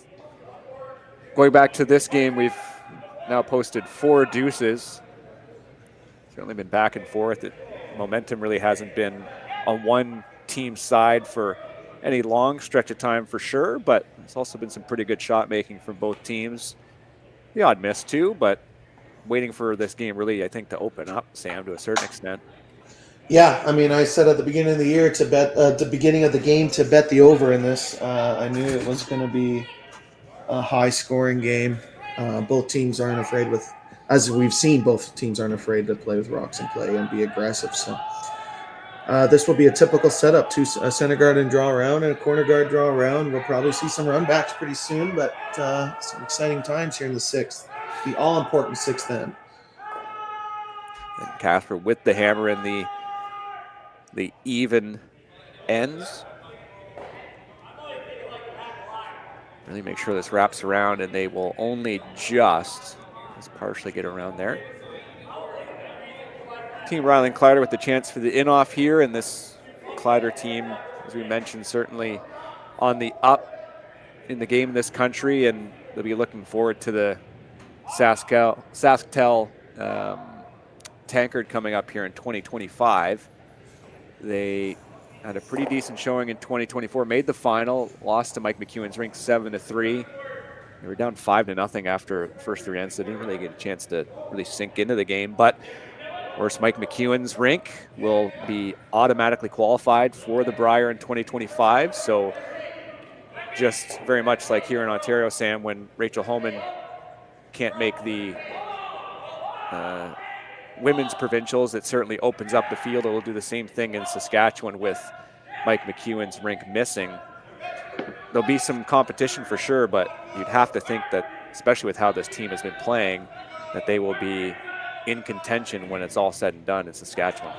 Yeah, a lot of good Saskatchewan teams when you look at Steve Laycock and you look at Charlie Thomas and you looked at, all of these, Kelly Knapp, who won Saskatchewan a couple of years ago.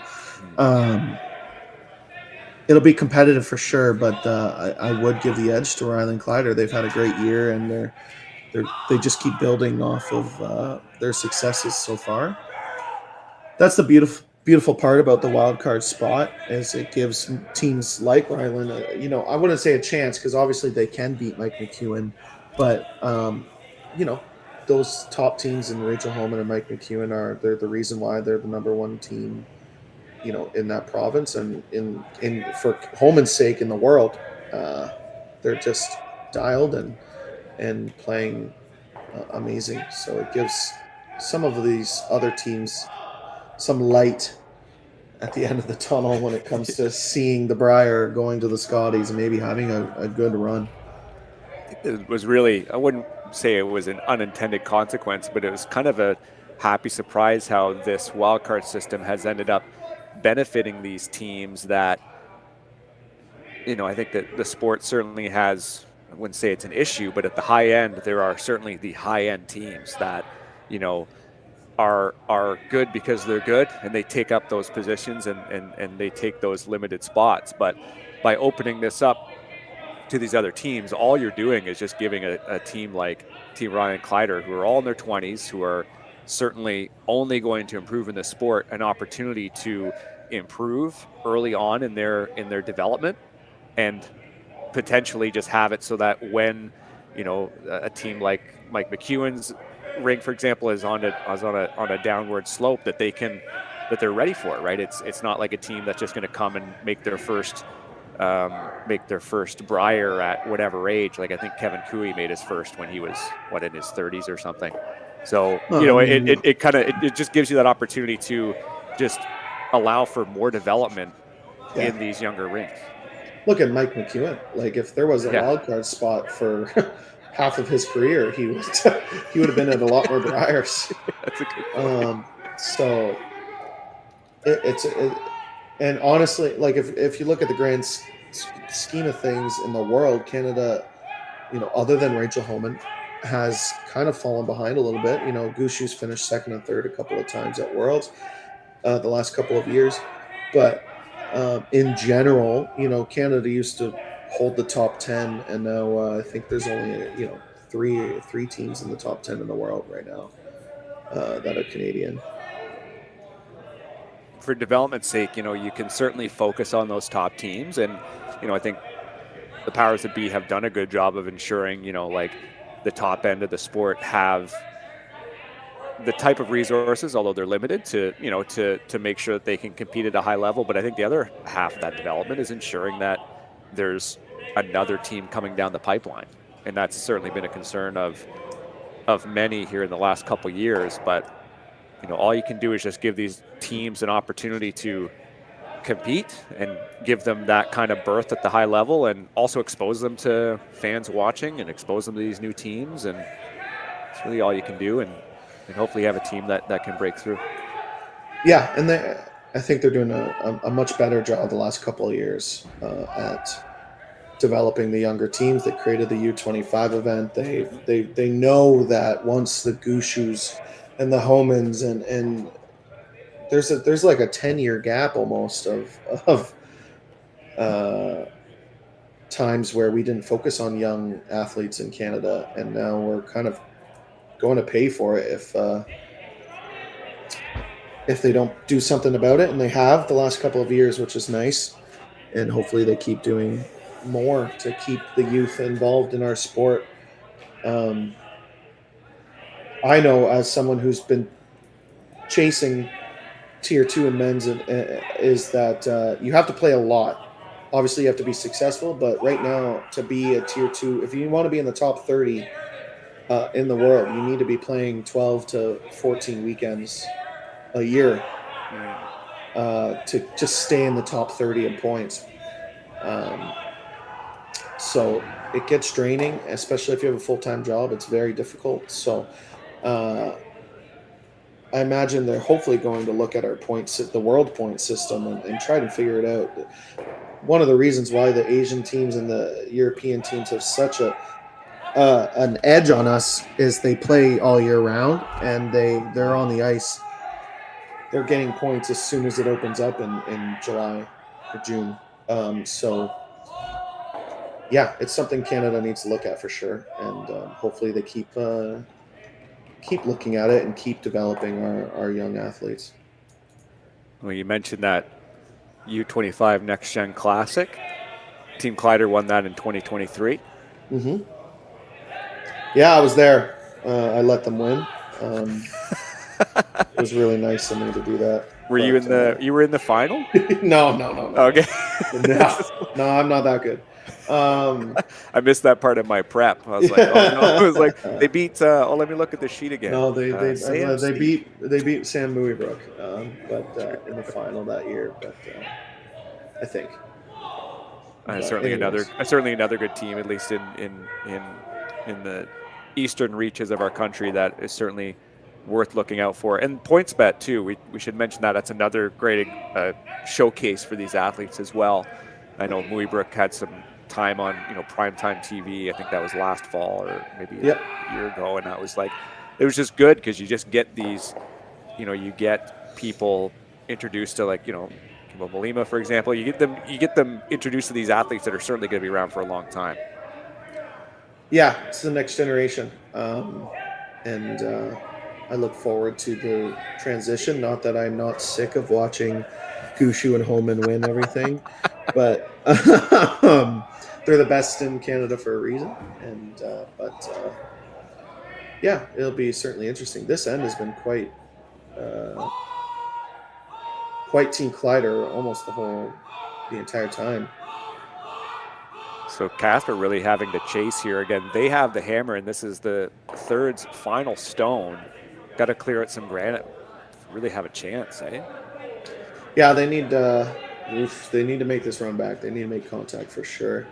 I mean, you look at your problem rock, that rock and the biting the top button is an issue. They need to get that moved. They just narrowly missed that one on the top button. We'll skip stones here for Kleiter.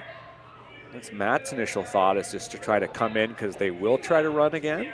Yeah, that's the thing with that run back. It's a good shot, but they're still in quite a bit of trouble. If Rylan can put this in the top 4 foot and make sure it's not like a gimme double, there's a ton of pressure on Team Casper. They need to make. Daniel's going to likely need to make 2 run backs to score in this end. Pretty precise shot needed from his opposing skip here to ensure that it curls enough, sits top 4. Yes, get exactly in front of that yellow stone that's in the top of the button.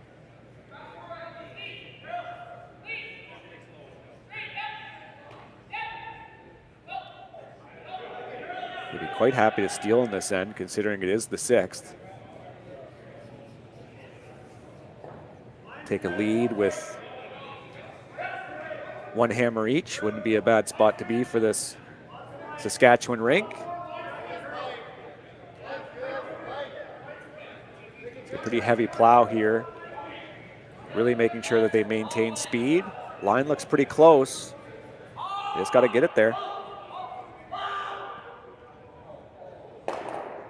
That's pretty perfect. Yeah, that is a great sweep from Josh Mattern and Trevor Johnson. Great judge too. It's good to see sweepers at least somewhat like act on rocks early, even if they're just plowing. If it's a draw, you kind of know you can bring it back at the end. That was some great judging. And yeah, I did look at this mess here for Team Casper. I guess you have to make the run, or you try a slash or something, or what do you see? I don't know. I'd be pretty tempted to play like a backline double tap and at least sit second shot. Just because giving up 1 isn't awesome. Your percentage of winning goes down for sure. But giving up 2 or 3 is game over. If you miss this angle run back, you're probably drawing the lid against 3 or 4. Right. The bonus is you make this here in a really good spot, and you also open up another draw path, even if you miss it. But big shot here by Daniel Casper. High risk opportunity here from the skip from the U.S. Can he make this angle run? Just misses both. Nearly clipped the one at the back there. And now for Team Kleiter, how do you protect this properly? Well, right now, I want to say the easy, but the easier shot for 1 is the draw where they just peeled the corner guard, the draw on the right side where the Delta Harrows is. So you kind of want to block that draw off, and that's why Matt's talking about it. And this is a good, in my opinion, a good vice move to slow the skip down. Like, obviously the skip's like, well, let's just draw, put it, double tap right on the button. You almost secure a steal 1. But slow the skipper down. Make sure you put this rock in the perfect spot. And in my opinion, the perfect spot would be crossing the center line, blocking that draw path. Yeah, it doesn't hurt to be a little bit pragmatic at this point. I think the risk I guess you have if you do tap it back is you might give them a hit, right? You might roll open and you might just be able to blast something. Is that kind of the thought? Like, maybe. I don't hate the double tap because he just threw the draw. You only need 3 feet more weight. Yeah. If you tap it to the pin, you guarantee a steal 1. Yeah. So I think that's what Rylan is deciding to do.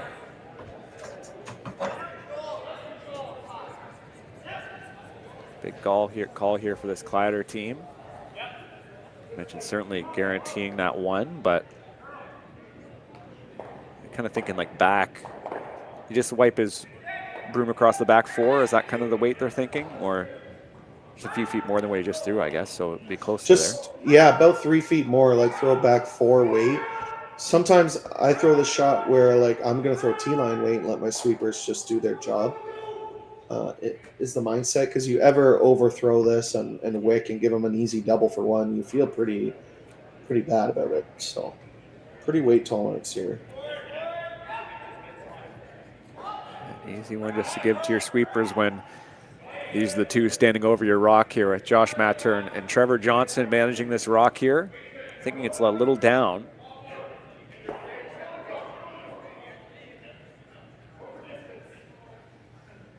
Again, that plow kept it out, but now they're going to maintain momentum.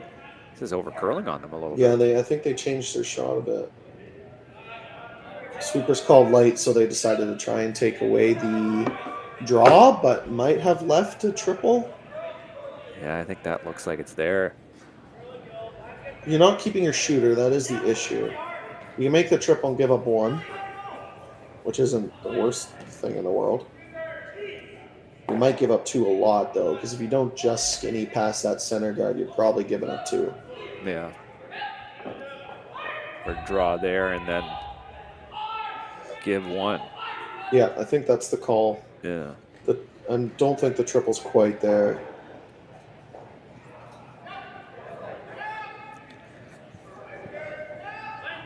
Yeah, you're likely right, but it'd be fun to see, right? Yeah. But come into that side button area. Not an easy draw, shooting against 4, 3 that are just melded together there at the top of the 4-foot. Certainly a good end here for Team Kleiter. Put the pressure on this team out of the U.S. Final stone here in the 6th end. Danny Casper already gave himself a skips deuce in this game. Not shy of the clutch shots.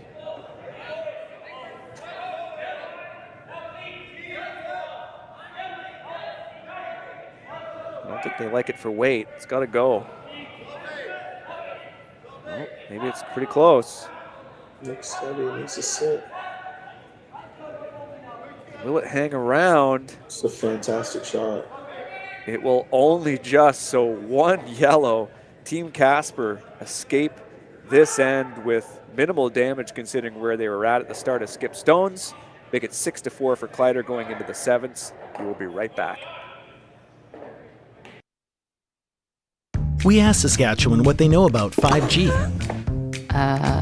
More speed, more innovation. It's going to make our lives a whole heck of a lot easier. This is what 5G looks like. Better, faster. Sounds like 1 more G. Sounds pretty good. I don't know what it means. All you really need to know is the future of 5G is here and will continue improving through investments in network technology.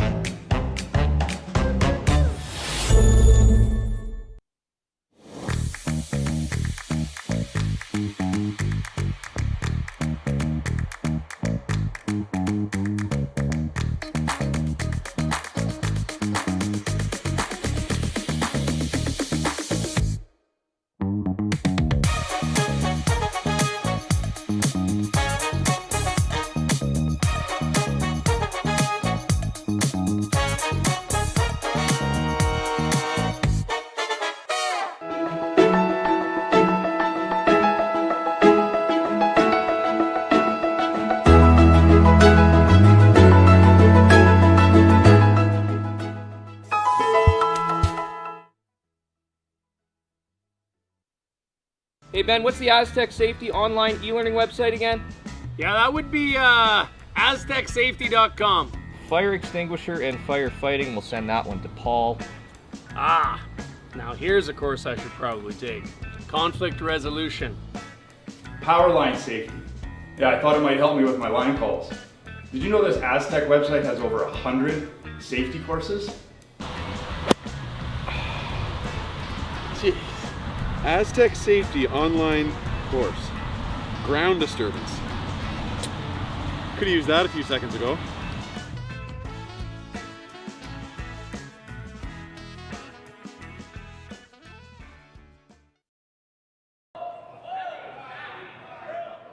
And welcome back here to Swift Current, the RBC Dominion Securities Western Showdown. Team Kleiter up 6-4. And all credit to Danny Casper on that draw. I know we just sort of left briefly after it, but that was quite a clutch one coming to the back four eventually, but resting in time to just limit this Saskatchewan team to 1. Keeps their team alive after an end where they chased all end long. Yeah, it was a very clutch draw, and now they're down 2, but they have hammer and looking to score 2 or 3 here in this 7th end. And for Team Kleiter, mission accomplished. Like you go in up 1, you go into the 6th end up 1. Obviously, you're trying not to. You go pretty hard to steal because a force is great. You're trying to flip that scoreboard, which they did successfully, and the most likely, statistically speaking, game-winning steal. Your thoughts about Kleiter going in here twice with these 2 rocks here at the top of the house? I think that was by design, both of them in there. Absolutely, yep. You know that Team Casper is going to go pretty hard for their 2 or 3 points here. And this is a shot that wasn't played a lot in the 4 rock rule. Started seeing it more in the 5 rock rule, is the choke off of the corner guard. I generally don't play it a lot, but a lot of the top teams do. In this situation, I'd probably just throw a center guard and put pressure on the other team. But if you choke this corner guard off, the idea of it is they can't use it anymore, really. And all of a sudden, that guard is useless. It's the whole point. It's a pretty precise shot, pretty important. You don't want to leave it a guard because then you're just throwing. There's 3 corner guards. You can't be behind T-line because they just freeze onto it. So pretty precise. Made pretty perfectly. You would like that rock a quarter buried, so then the back line roll under isn't there. But right, which they're intimating now is possible. Yeah.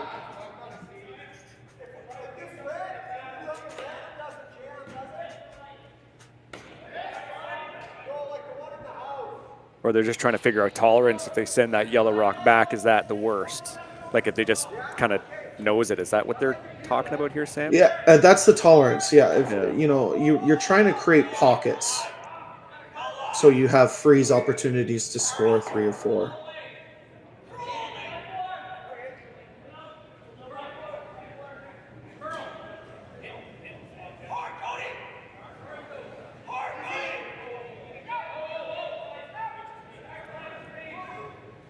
So Richardson's not exactly keen, looking for a little bit more guidance from his skip. I think he's got it here.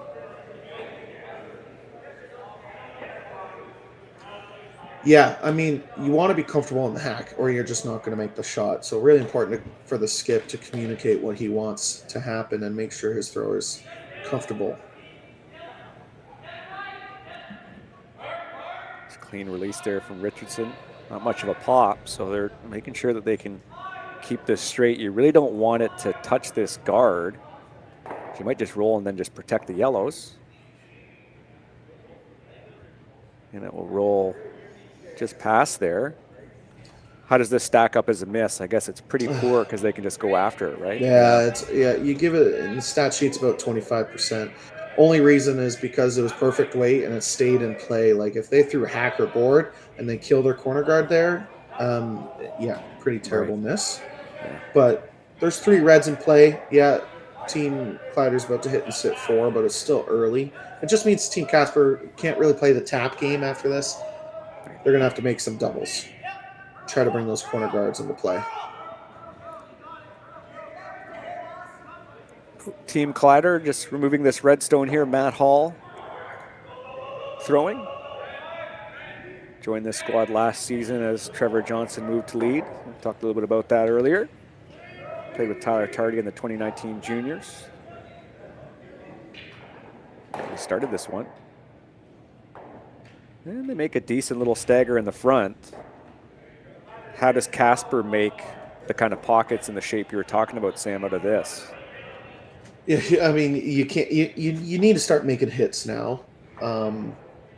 You have 5 stones to score your 2 or 3 points that you want, and there's 4 yellows in play.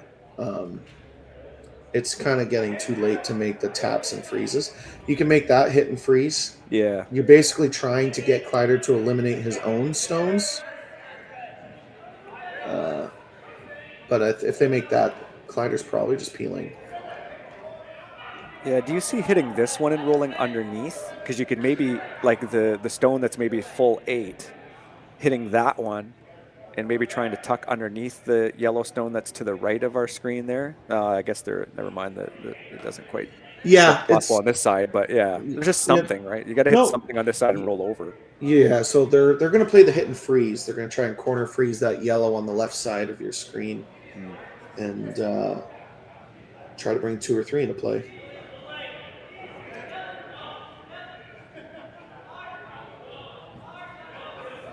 The line's pretty crucial to ensuring the shot is made.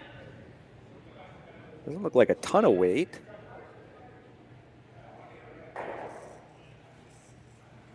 We'll end up kind of nudging that. Now that yellow stone will stick around at the back. Yeah, yellow just with the Kleiter just straight kind of pick that rock sideways and have the shooter catch, I guess.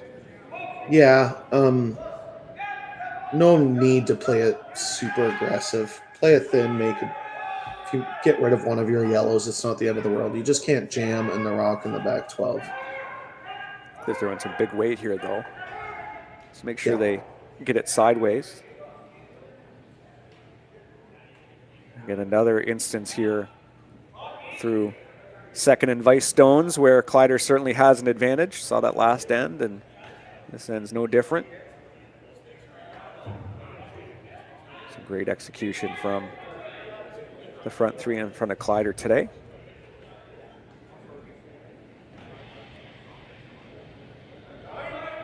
Little wobble on the big weight, but secures it here.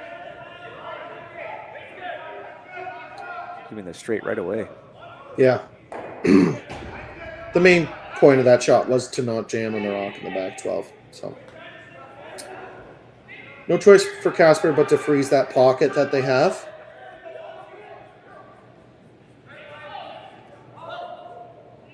Team from Saskatchewan, even with that weight, managed to stick that shooter around just to sit 5, just for fun.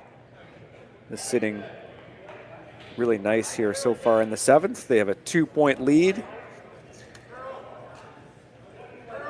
As mentioned earlier, winner moves on in the A event in this triple knockout. They'll play the winner of either Gushu, Knapp, or Pierce. Knapp and Pierce are playing now. Winner will take on Gushu. The game is tied 2-2 in the 8th end with Brent Pierce holding the hammer. Yeah, Pierce playing kind of a perfect game. Forcing in the 5th, taking 2 and 6, forcing in the 7th. Boring, but perfect. And 4 blanks, of course. Yeah, of course. Where this rock ends up will be crucial. And not a bad little spot for that one, eh? I think with enough weight, it can wiggle through, hit perfectly. Is it worth Team Kleiter throwing is basically what they're going to be talking about, because it could jam and all of a sudden you get rid of 3 yellows and red stays. Yeah. Right. Giving up 2 isn't the worst in the world. Their main goal is not to give up 3, but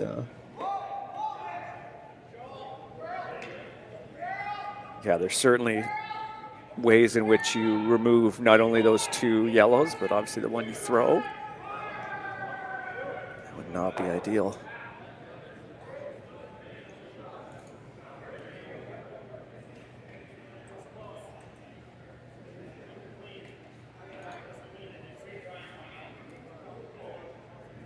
At 12:15, we have our women's A qualifier final. We'll have Kayla McMillan versus Kayla Skrillik.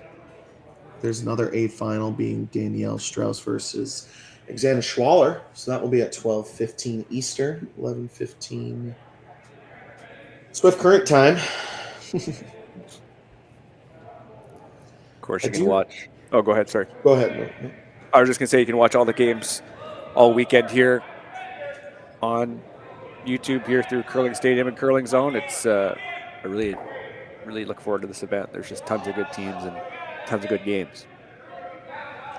Yeah, it's basically a slam sprinkled in with a couple of young up-and-coming teams, so it's nice and obviously great ice surface. Team Kleiter deciding that this rock should wiggle through. They need to avoid the yellow on the right side of your screen. They can't hit that yellow first. If they hit that yellow first, that red will probably stay.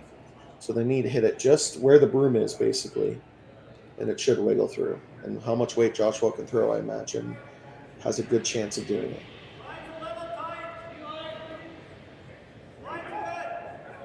Final stone here for the Vice.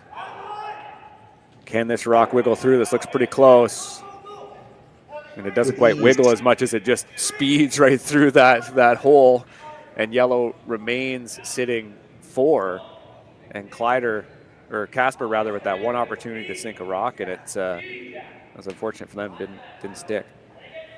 Yeah, their freeze just didn't curl up quite enough. It needed to curl another inch, and it would have been impossible to hit out with one rock, anyways. So.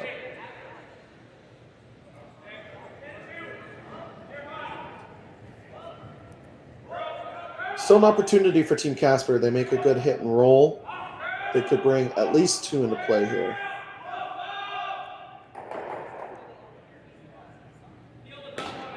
That's a pretty good outcome to at least move some of those stones. I know it wasn't ideal, but at least it's something. Your thoughts on that shot?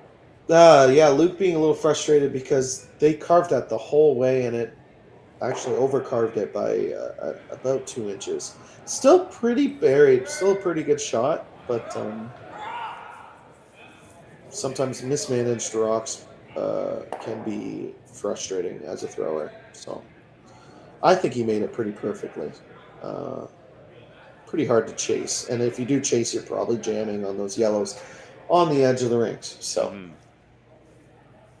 yeah, most certainly. So Kleiter is just going to come around that red stone that rolled, I guess, and just try to come into that edge of 8 zone. Try to sit 2 flat, I guess. Sit 2 as flat as possible is the main goal here.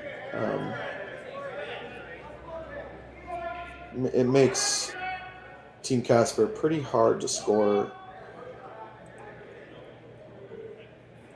2, let alone 3. It does bring 3 into play if they're just drawing, but pretty hard.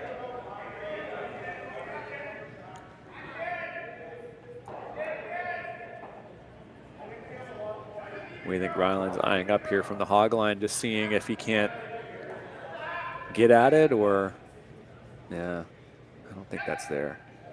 Yeah, I mean, up to you play to eliminate stones, right? So I think that's just what they're discussing, to see if it was even possible to hit it out without playing the run back. And I do think the draw's the call.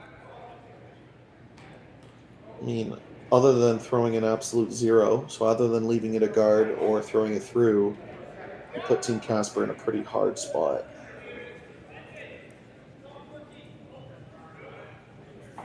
First and 2 here for Casper. Or for Kleiter, my apologies.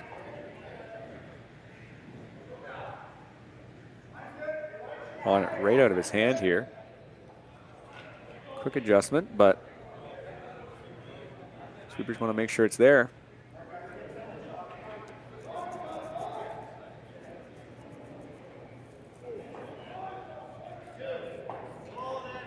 It will be down weight, and it will be just touching the edge of the 8. Great sweeping. It does give Team Casper an opportunity to bring 2 or 3 into play if this crosshouse double is made.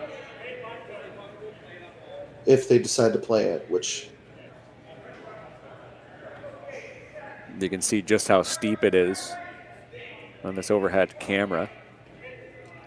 Yeah, so they're discussing whether do they make the hit and roll, hope to get a miss. In my opinion, if you nose and then they nose, your double is a lot flatter. Right. Right now it's basically a half a rock. It's pretty makeable in my opinion. And even if you hit and roll over, as long as you're shot, you're in a good spot. Two very different shots, but certainly worth eyeing up at this part of the game. Again, Casper with hammer in this end. Kleiter presumably taking it into the 8th. The loser of this game will play tonight at 9 p.m. Another big layoff, but in second game here of the day. First of 2 here from Casper. Another high-risk shot. Can he make this one? oh, just mismanaged. Awfully close, eh, Sam? Yeah. Needed to be. He hit a quarter rock, a little bit less than a quarter rock. It needed to be a little thicker than that. Yeah, like 3/8 to be specific. But. Exactly. I appreciate your use of fractions. Saying a quarter. Well, no, I'm just going to say on TV when they say a skinny quarter or whatever, skinny third, it's like, come on, you could be a little bit more. Hit us with the 3/8, you know? Hit us with the, like, you know, get a little bit more specific. Sorry, go ahead. No, it's absolutely true. Another chance for Rylan to split the rings and basically get the force. Team Casper needing to take the risk of playing the double down to, but that's kind of been Team Casper's game. They've looked good a couple of ends, but the important hit and roll or freeze has just been missed by half an inch. Sometimes that's curling, but it looks like this rock's running heavy. How far will this go down? Wow, it goes out of play. So uncharacteristic miss here from the skipper out of Saskatchewan, and suddenly Casper has a lifeline here for 2, I think. Yeah, they're going to need to play a backline hack waiter. Yeah, that for Rylan in that situation, you're looking to you want to throw about 3 or 4, 4 more feet of weight, and sometimes that feels like 8 feet more, and that's kind of what happened to him there. He just threw a little bit too much weight, adjusted too much. But could have a tie game here. Casper looking at this inside out, as you mentioned, kind of that backline weight. You don't need to nudge it too far, just a little bit. Make sure you get your 2. And get yet another deuce on the board here in this first draw in Swift Current.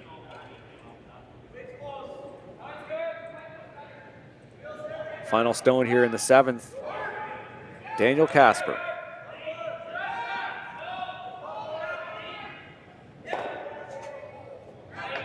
Come down right away.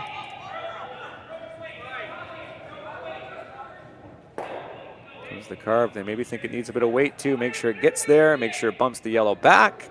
And it will do both of those. So I'd imagine that as a score of 2 here for Team Casper. And we now go into the 8th of the tie game.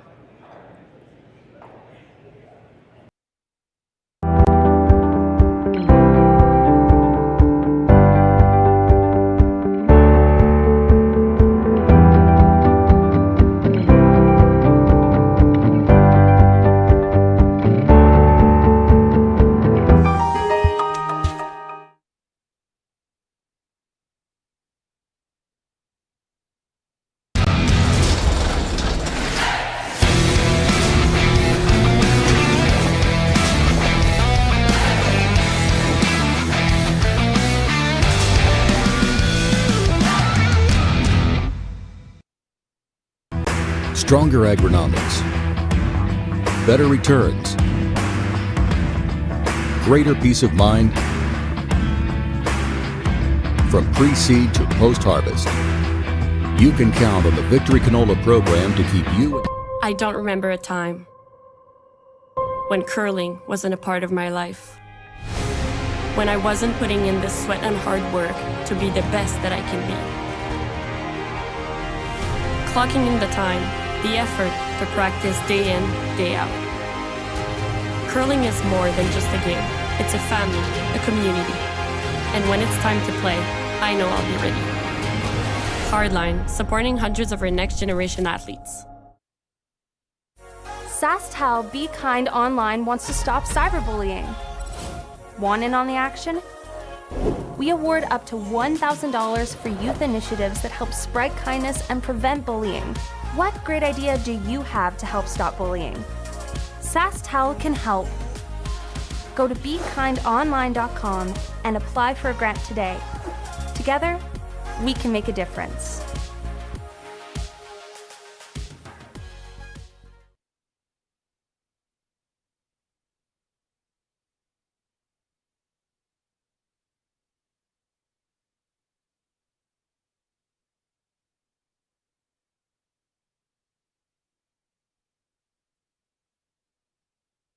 Better, but hello and welcome back to Swift Current here in the 8th and tie game. Team Kleiter with the hammer, this hometown team, so to speak, not too far from their home rink in Saskatoon.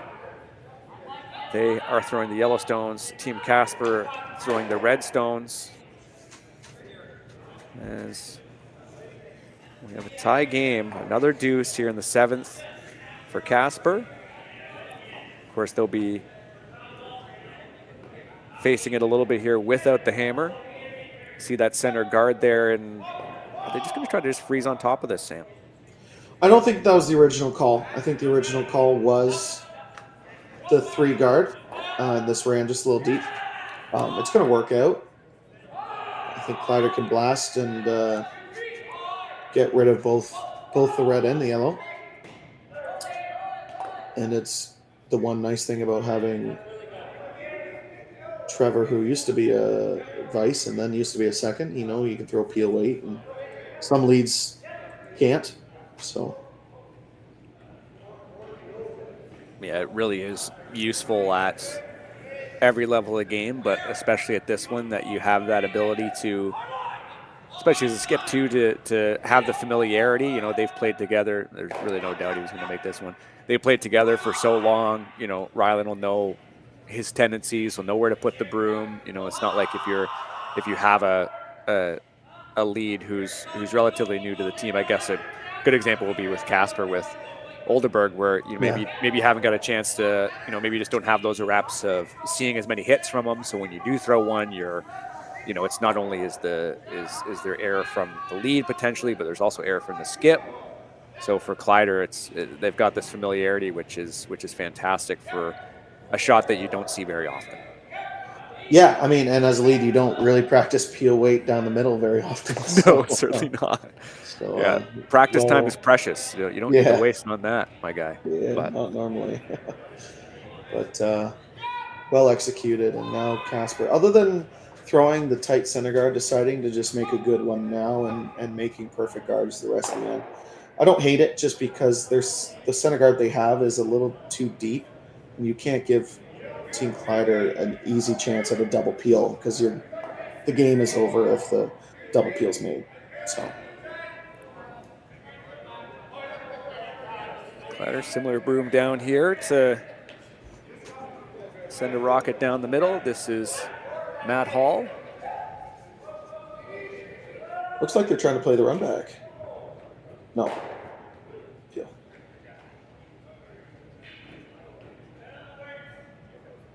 Yeah, no need to get too aggressive for Team Kleiter. I know that red rock is in a pretty good spot. Wolfer's team has to make 5 perfect center guards.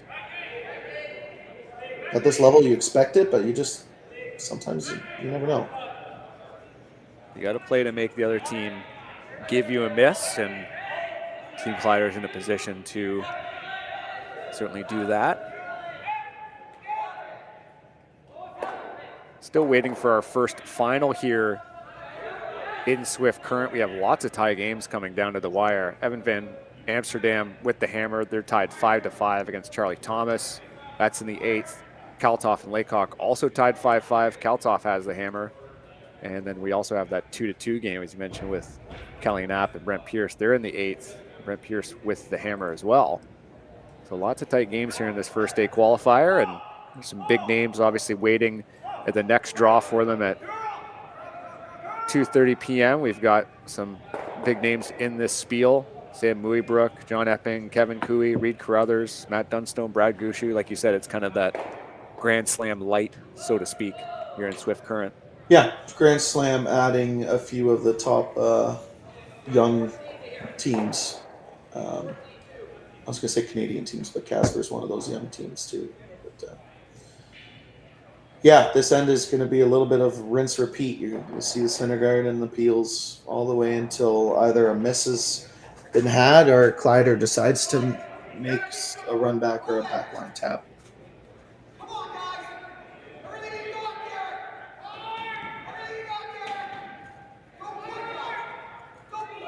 Device stones here for Team Casper and Luke Violette. See Richardson getting set to carve, adjusting his broom head. This looks like it's actually got some decent movement to it.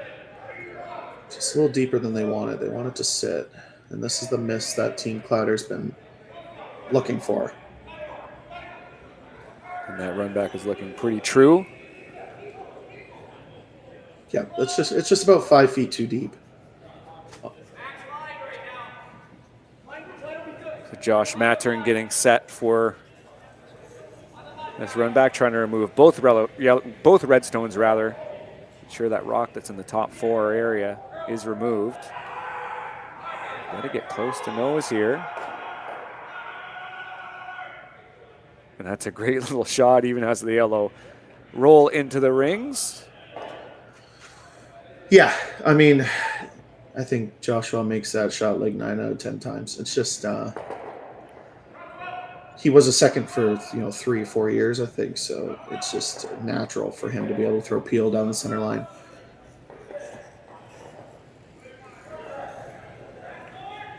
Still an opportunity for Team Casper. They can get this buried full 8 foot.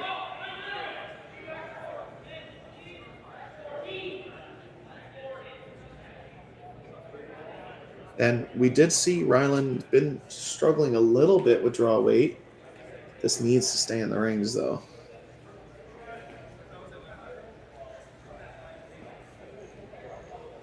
And it will only just...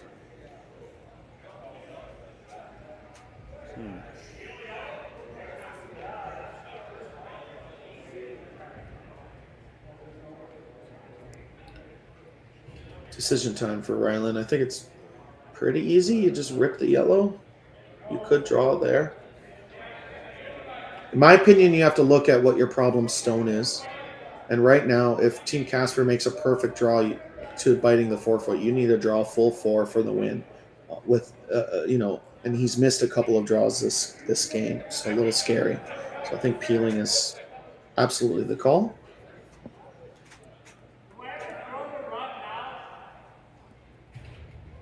Josh's final stone here in the 8th.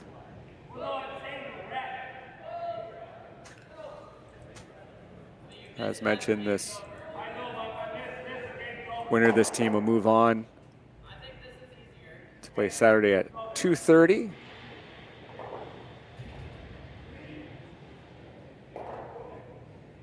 Kleiter in pole position right now, especially if they make this little peel out.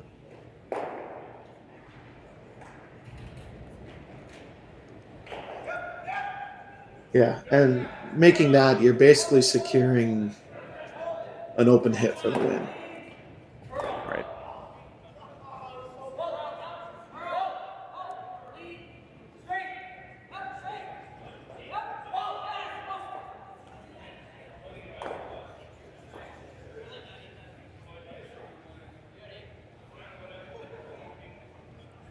Danny Casper will draw in here to the rings.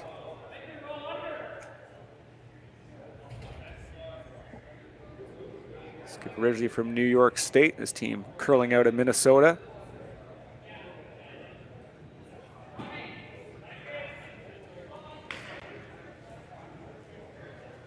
Sweepers were pretty quick to jump on this.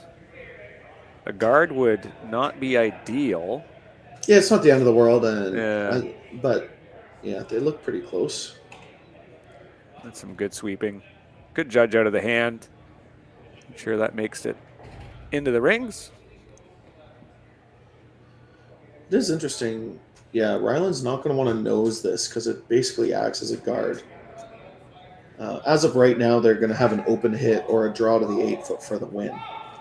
So take on the double. You make it, you make it. You don't, you don't. It's not that big of a deal. Just make sure your shooter doesn't stay in that 12-foot area. Right.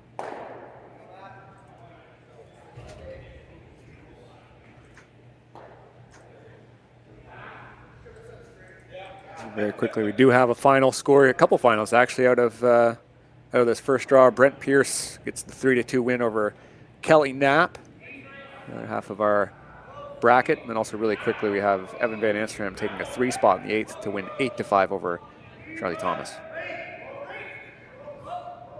Kleiter with the double attempt. Looks close. And he gets them both. Yep. Excellent shot making. Makes it a little bit easier on your last for sure, as we now see Danny Casper just deciding where he wants to put this rock.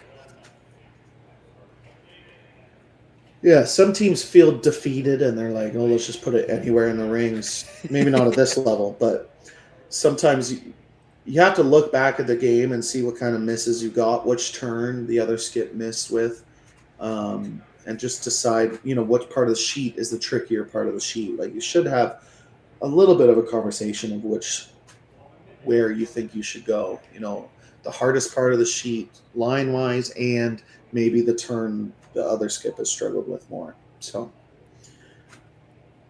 it looks like a call out to the wings will be the decision.